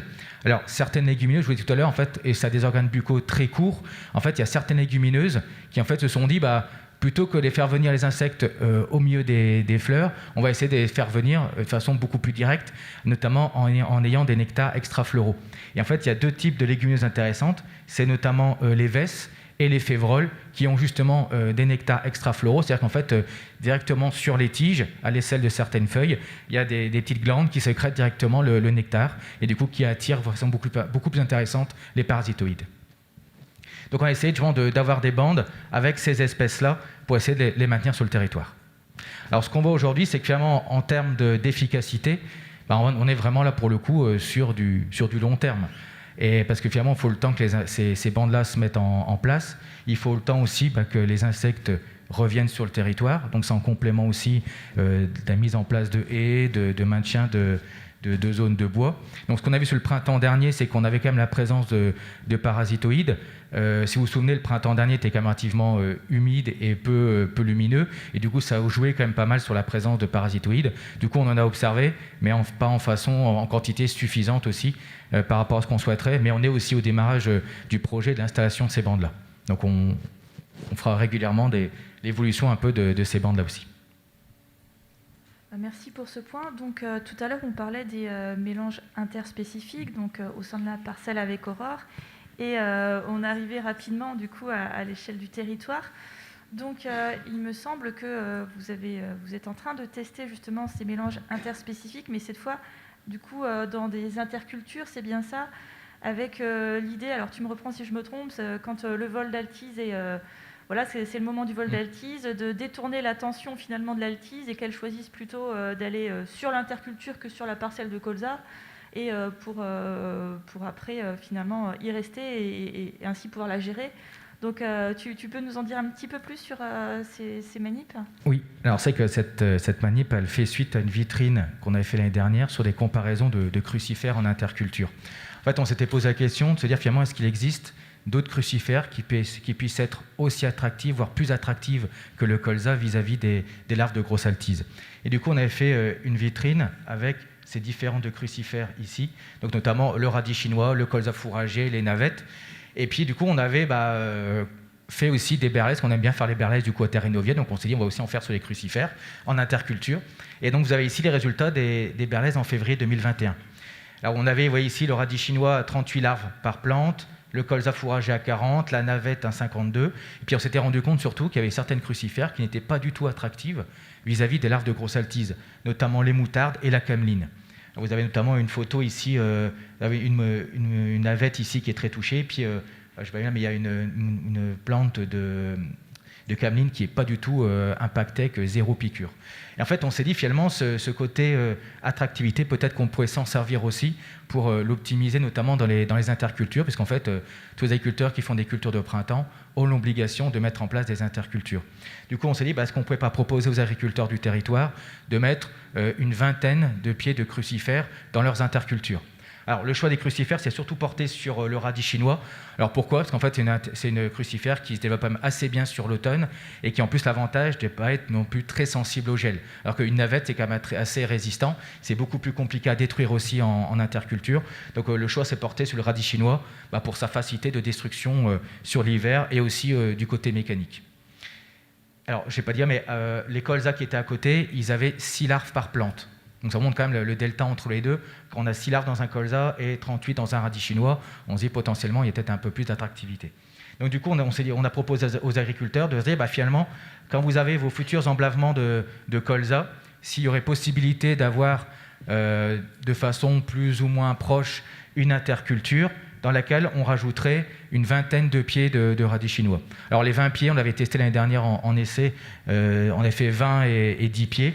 Il y a assez peu de différence en fonction de la densité. Malgré tout, on voulait quand même garder une densité suffisante. Donc, on avait proposé d'installer 20 pieds. Et l'idée, c'est de se dire, finalement, quand on a des altises qui volent sur le territoire, si une partie, plutôt qu'éviter que tous les altises aillent dans le colza, si une partie peut essayer de se détourner et aller vers la parcelle d'interculture, c'est toujours ça de prix. Parce que déjà, on aura une usabilité directe déjà qui va être diminuée. Et l'autre intérêt pour nous, c'est que finalement, on peut maintenant aujourd'hui, c'est piloter les intercultures. C'est qu'en fait, aujourd'hui, là, on est sur la 3e phase de Berlez, où en fait, on regarde dès début octobre, et on regarde l'évolution des populations de grosses altises dans ces intercultures. Et une fois qu'on a fait le plein de larves, finalement, on ne sort pas l'insecticide, nous, on sort le broyeur ou d'autres outils pour détruire les intercultures. L'idée, en fait, c'est qu'on arrive aussi à casser le cycle des grosses altises et se dire à un moment donné, quand elles sont présentes dans le colza, elles vont faire leur cycle, elles tomberont au printemps et elles ressortiront plus tard et elles pourront attaquer des colzas qui vont être plantés l'année prochaine. L'intérêt dans les intercultures, c'est que finalement, on va les détruire quand on sera au stade L1 L2 avec l'idée derrière de limiter l'arrivée, en tout cas l'émergence d'adultes au printemps et donc potentiellement aussi à terme, limiter les populations qu'il pourrait y avoir sur le territoire. Alors vous me direz, comment est-ce qu'on peut s'en assurer ? En fait, sur le printemps, sur ces parcelles-là, on va aussi mettre en place ce qu'on appelle des cages à émergence. En gros, c'est des genres de tentes qui sont mises sur le territoire, en tout cas dans les parcelles, avec des flacons au-dessus. L'idée, c'est d'arriver justement à piéger les adultes qui pourraient ressortir et se dire finalement, dans ces parcelles où on a détruit les colzas, en tout cas les crucifères à l'automne, et pour lesquels on sait qu'on a eu des attaques de grosses altises, est-ce qu'on arrive à limiter l'émergence au printemps ? Alors, les premiers résultats aujourd'hui, c'est provisoire parce qu'on est encore en train de faire des berlaises, mais on a 2 sites avec des colzas à proximité d'interculture. Le premier, on a 0 larves dans le colza et on a 0,7 larves dans les intercultures. Et l'autre site, on a 2 larves dans le colza et 14 dans l'interculture. C'est-à-dire qu'aujourd'hui, on commence à avoir des choses, sachant qu'on est sur des secteurs avec des proximités quand même assez rapprochées entre les colzas et les intercultures. Donc c'est comme des premiers résultats qui sont comme aujourd'hui assez encourageants, qui méritent malgré tout d'être confirmés aussi dans d'autres contextes et aussi des contextes climatiques un peu différents aussi. Merci beaucoup Mickaël pour ces résultats, donc affaire à suivre, c'est effectivement intéressant. Est-ce que vous avez des questions, des remarques par rapport à ces aspects leviers sur le territoire ? On a reçu une question par SMS. Le Fosmet ou nouvelles molécules sont-ils compatibles avec la restauration des régulations naturelles ? Elle est peut-être pour toi celle-ci, Laurent. Si on l'applique dans les bonnes conditions, il n'y a pas de raison d'utiliser les outils pour appliquer ça dans les bonnes conditions. Et c'est vrai qu'on évalue aussi, Mickaël, ou je ne sais plus si c'est Mickaël ou Aurore qui l'a dit tout à l'heure, il y a aussi les auxiliaires qui sont actifs au début de printemps. Donc on a aussi un travail d'évaluation de la nuisibilité du charançon de la tige pour voir dans quelles conditions également on pourrait ne pas traiter contre le charançon de la tige, parce que c'est une période au printemps où les auxiliaires sont actifs à la recherche des larves d'altise ou de charançon de bourgeon terminal. Donc tout ça, effectivement, mais il n'y a pas de raison, si on ne l'utilise pas dans les bonnes conditions, que ce ne soit pas compatible. Mais si on repart un petit peu sur cette thématique, là, Michael, tu peux peut-être reprendre. C'est vrai qu'au sein de R2D2, vous mettez en place pas mal de leviers pour restaurer cette régulation, mais cela implique aussi de faire attention à ne pas tout sabrer après avec des pratiques qui iraient dans le mauvais sens, quoi. Oui, c'est vrai qu'on essaie justement de faire attention avec les agriculteurs justement sur les insecticides utilisés, l'époque à laquelle c'est fait aussi. Et c'est vrai qu'on a beaucoup fait de biblio au démarrage sur l'impact des insecticides sur les différents auxiliaires. Et ce qu'on voit, c'est qu'en fait aujourd'hui, il n'y a aucun insecticide qui est vraiment inoffensif sur tous les auxiliaires qu'on essaye de maximiser sur le territoire aussi. Donc forcément, si on intervient, on va peut-être être moins nocif sur un, mais peut-être un peu plus sur un autre aussi. Et c'est vrai qu'on essaye beaucoup de jouer, surtout sur l'époque aussi de passage aussi des insecticides, où c'est vrai que les passages d'automne, potentiellement, ont moins d'impact, notamment ceux qu'on peut faire sur sanction de la tige au printemps, où là, forcément, on est en plein sur les émergences, notamment des parasitoïdes. Alors, je voulais aussi rendre hommage un peu à notre laboratoire qui a fait un gros travail de caractérisation de tout ce qui est auxiliaire aussi, de reconnaître quand une larve est parasitée, de savoir par quel auxiliaire ça a été justement parasité, et ce qui permet après de mieux comprendre la biologie de ces auxiliaires et de connaître leur vie et de savoir quand est-ce qu'il faut intervenir ou ne pas intervenir justement. Donc ça aussi, aujourd'hui, on est capable de le faire, de bien les caractériser. On a reçu une autre question. Des bandes avec radis chinois semés à la date du colza auraient-elles un effet comme les intercultures ? Alors c'est en fait du colza avec des bandes de radis chinois. En fait, ça aurait le même effet. C'est vrai que je n'ai pas précisé tout à l'heure, mais c'est vrai que pour que cet effet d'attractivité marche, il faut qu'en fait que les radis chinois soient au même stade que les colzas, en tout cas pas trop développés. En fait, on se rend compte que les radis chinois, dès qu'ils sont trop développés, en fait, ils deviennent moins attractifs aussi vis-à-vis des grosses altises. Donc effectivement, on pourrait avoir une bande autour du colza, ça pourrait avoir un effet. Après, la question qu'il faut se poser, c'est est-ce qu'une bande de 5 mètres autour d'une parcelle qui en fait 25 ou 30, est-ce que ça a autant d'impact sur le côté attractivité des insectes ? C'est pour ça qu'on a aussi fait le choix d'être sur des intercultures aussi. Ça a un côté un peu plus pratique au niveau de l'enregistrement aussi, parce qu'après, quand on détruit le radis chinois, ça fait une surface aussi en colza en moins aussi à récolter. Donc c'est pas après comment ça se déclare au niveau de la PAC, c'est un peu plus compliqué. C'est que le fait de partir sur une interculture, en fait, ça simplifie beaucoup la démarche aussi pratique. Mais ça aurait le même effet, oui. Ok, et il y a une dernière question par SMS là. Y a-t-il une compatibilité entre bande fleurie et la nouvelle PAC, pourcentage de jachère obligatoire ? L'idée, c'est qu'en fait, en tout cas, la composition des bandes de fleurs soit faite avec des espèces qui sont compatibles dans le cadre, en tout cas, de la PAC et des ZNT et autres. Donc, aujourd'hui, on essaie que ça puisse rentrer dedans. Oui. C'est l'objectif d'ailleurs. De toute façon, le but, c'est pas de rajouter une contrainte supplémentaire, c'est vraiment de rentrer aussi dans le côté réglementaire et que ce soit le plus simple possible pour les agriculteurs. Donc, normalement, oui. Est-ce qu'il y a une dernière question dans la salle ? Bien, alors nous allons passer à la dernière partie de cette table ronde. Donc là, je vais échanger avec vous, Monsieur Perrault, notre témoin. Alors, est-ce que vous avez un micro qui fonctionne ? Ça marche. Oui, c'est tout bon, parfait. Donc déjà, merci beaucoup d'avoir accepté d'être avec nous aujourd'hui et de témoigner sur votre expérience finalement du colza et des leviers à mobiliser. Donc tout d'abord, est-ce que vous pouvez nous situer rapidement votre exploitation et puis un petit peu comment elle se structure, ce que vous faites ? Donc l'exploitation, elle est située en partie sur le secteur défini R2D2, qui a été défini avec le groupe d'agriculteurs, sur des terres moyennement argileuses à très très argileuses, en superficielle malgré tout, et avec quelques hectares légèrement argilo-limoneux.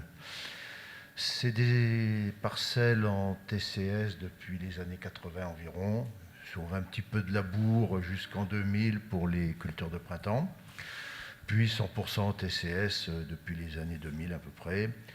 Et à partir de 2018, un peu de semi-direct pour arriver à 35% de l'exploitation aujourd'hui et 80-90% sur le secteur R2D2. Voilà. Avant que vous continuiez, R2D2, on rappelle, dans l'Yonne et sur Courson-les-Carrières. Parce que autour de Courson-les-Carrières, voilà. Oui. tout à l'heure, il y avait une photo où il y avait les bandes enherbées, et bon, il y a un peu plus de parcelles que... Voilà. Ça fait plus le rond et moins de trous que cette photo-là. Là, c'est uniquement les parcelles avec des bandes de fleurs. Voilà. Bon, avant les problèmes de colza, on était à 25% de pourcentage de colza sur l'exploitation, avec toute une partie, notamment les terres les plus argileuses, colza, blé-orge, colza, blé-orge. Voilà. Bon, il y a encore quelques parcelles qui n'ont pas dérogé à ce rythme, parce que tant qu'on peut arriver à faire ça, qu'on tombe sur la bonne année pour faire lever le colza, c'est en culture d'automne qu'on a les meilleurs résultats sur ces terres-là. Il y a quelques années, j'aurais même dit c'est une aberration de faire des cultures de printemps sur ces terres-là. Aujourd'hui, par la force des choses, on en fait, bon, avec des résultats plus ou moins bons, hein, notamment le tournesol, un exemple de tournesol en récolte 2020. On était sur 10 quintaux dans les terres très argileuses, quand on était sur 20, 25 en terres plus légères, un petit peu limoneuses. C'est des terres où les cultures de printemps, une année sur deux, c'est très aléatoire. Ouais. Qu'est-ce qu'on a fait? Du coup, si on parle colza, donc vous dites que historiquement vous êtes sur des rotations, donc colza, blé-orge, mais ça c'était avant. Oui. Et alors du coup, quand est-ce que vos pratiques ont évolué avec l'arrivée de façon, la pression finalement ravageur d'automne un petit peu plus forte? Est-ce que vous l'avez vraiment ressenti? Et qu'est-ce que ça a changé dans vos pratiques? Déjà, on était passé à la fumure organique légèrement avant l'arrivée des problèmes de grosse altise. Mais bon, c'était pas suffisant pour pallier ce problème, donc automatiquement on s'est retrouvé à réduire les surfaces de colza pour ne pas prendre trop de risques sur l'exploitation. On a eu des années où on sème la surface de colza définitive, elle est de la moitié de celle qui est semée, quoi. Entre les pertes à l'automne, les pertes, on a eu des gels de printemps, on a eu tout ça. Donc on prend moins de risques et on fait moins de surface de colza. On fait des blés sur blé pour allonger la rotation, ou on introduit des têtes de rotation de printemps, quoi. Ouais. Et du coup, donc, aujourd'hui, vous êtes parmi les agriculteurs qui font R2D2. Alors là, je vais te laisser la main, Michael. Ça sera plus facile pour toi d'animer cette partie avec Monsieur Perrault. Donc depuis que vous êtes dans ce projet R2D2, qu'est-ce que vous avez mis en place et quels sont ce qui serait intéressant d'avoir, c'est votre retour justement sur la faisabilité de tous ces leviers, sur ce que vous avez pu observer concrètement. Qu'est-ce que ça change pour vous et concrètement, est-ce qu'il y a des difficultés ou pas? Qu'est-ce qui a été testé en fait en nouveauté sur la conduite des colzas?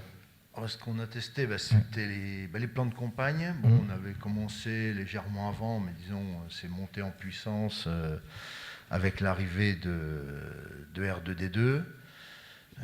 C'était ce qu'on a fait, déjà qu'on a commencé l'automne dernier, c'était les navettes dans les couverts de culture longue, d'interculture longue.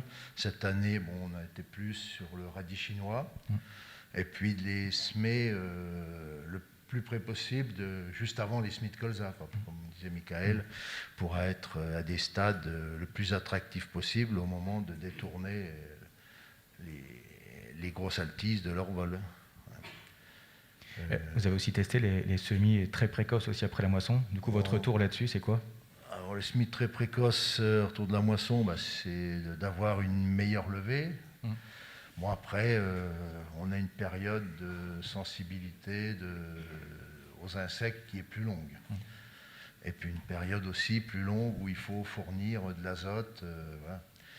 Et bon, cette carence d'azote, on essaie de la compenser avec les apports d'engrais organiques. En semi-direct, l'efficacité, elle est lente en tout cas. Je ne sais pas si elle est totale, si on n'a pas une perte peut-être aussi. Mais surtout, elle est lente en semi-direct, donc le départ est délicat. Donc on a aussi introduit l'engrais au SMI, la fertilisation starter.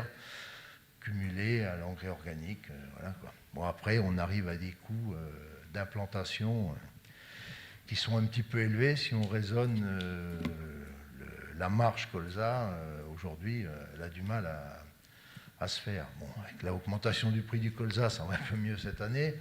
Sur les autres années, tout ce qu'on mettait en place, nous, individuellement, ça coûtait cher pour la culture du colza, quoi. C'était histoire de dire on fait du colza pour avoir une bonne tête de rotation. Bon, après, avec R2D2, là, ce qu'on espère, c'est trouver d'autres leviers plus économiques et plus respectueux de l'environnement pour arriver à continuer à faire du colza, quoi.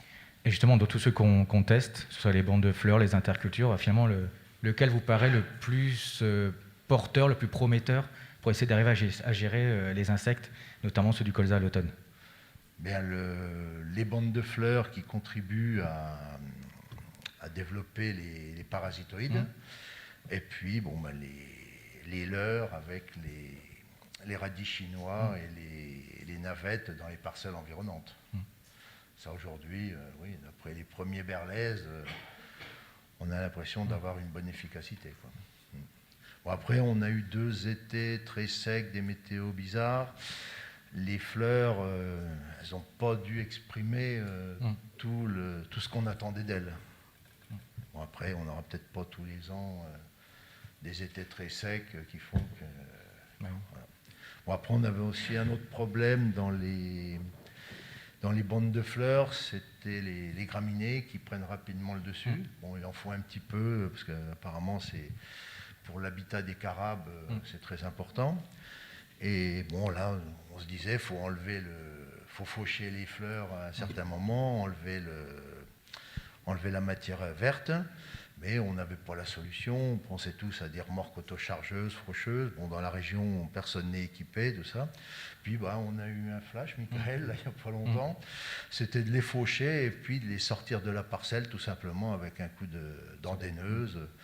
Voilà. Donc là, on espère avoir une meilleure pérennité oui, ça se dit, ça, oui. Une meilleure pérennité des fleurs et d'avoir un bon suivi, un renouvellement l'année suivante des fleurs, et sans être trop envahi par les graminées, les folles avoines, les bromes qui arrivent facilement dedans pour les étouffer, quoi. Une dernière question. Est-ce que du coup, tous ces nouveaux aménagements, est-ce que finalement pour vous, est-ce que des fois on nous dit souvent ça demande aussi plus de temps pour les mettre en place et tout, est-ce que pour vous finalement c'est vraiment beaucoup plus de temps? Est-ce que c'est une pointe de travail supplémentaire, ou est-ce que vous pensez que justement ces aménagements-là peuvent quand même s'insérer dans un travail d'une exploitation ou sur un collectif d'agriculteurs? Oui, ça peut facilement s'insérer dans le travail, parce que bon, faire ça ou aller faire un insecticide, oui, c'est quelque chose qui est beaucoup plus respectueux de l'environnement que d'autres interventions. Actuellement, on les fait un petit peu en groupe. Il y en a un qui va sortir le semoir quand on va semer, il va tout semer, un autre le rouleau. Ou là, quand on a essayé d'embroyer, d'en couper puis exporter, voilà, on a mis une faucheuse en route pour plusieurs bandes. On essaie de s'organiser en groupe au niveau de l'ensemble des agriculteurs investis dans le groupe R2D2, dans le secteur. Merci. Merci pour ce témoignage R2D2. Alors, c'est vrai que vous, comme vous êtes déjà dans cette dynamique, vous avez déjà testé beaucoup de leviers agronomiques. Néanmoins, voilà, si vous aviez des commentaires ou des choses à prendre peut-être à nouveau dans vos pratiques par rapport à tout ce qui a été présenté, lesquels ce seraient, quels sont les sujets qui vous semblent, à votre avis, tout à fait intéressant à tester à nouveau, ou même à conseiller, pourquoi pas, à d'autres producteurs de colza qui seraient dans des situations difficiles, pour conclure ce débat? C'est pas le plus facile.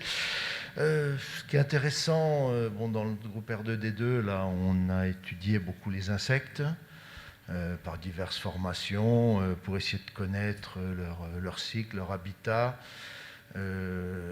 notamment pour les parasitoïdes, insectes qu'on n'avait pas l'habitude d'étudier, de surveiller. Comment dire, je me suis un peu perdu là. Ce qui a été dit par rapport au broyage,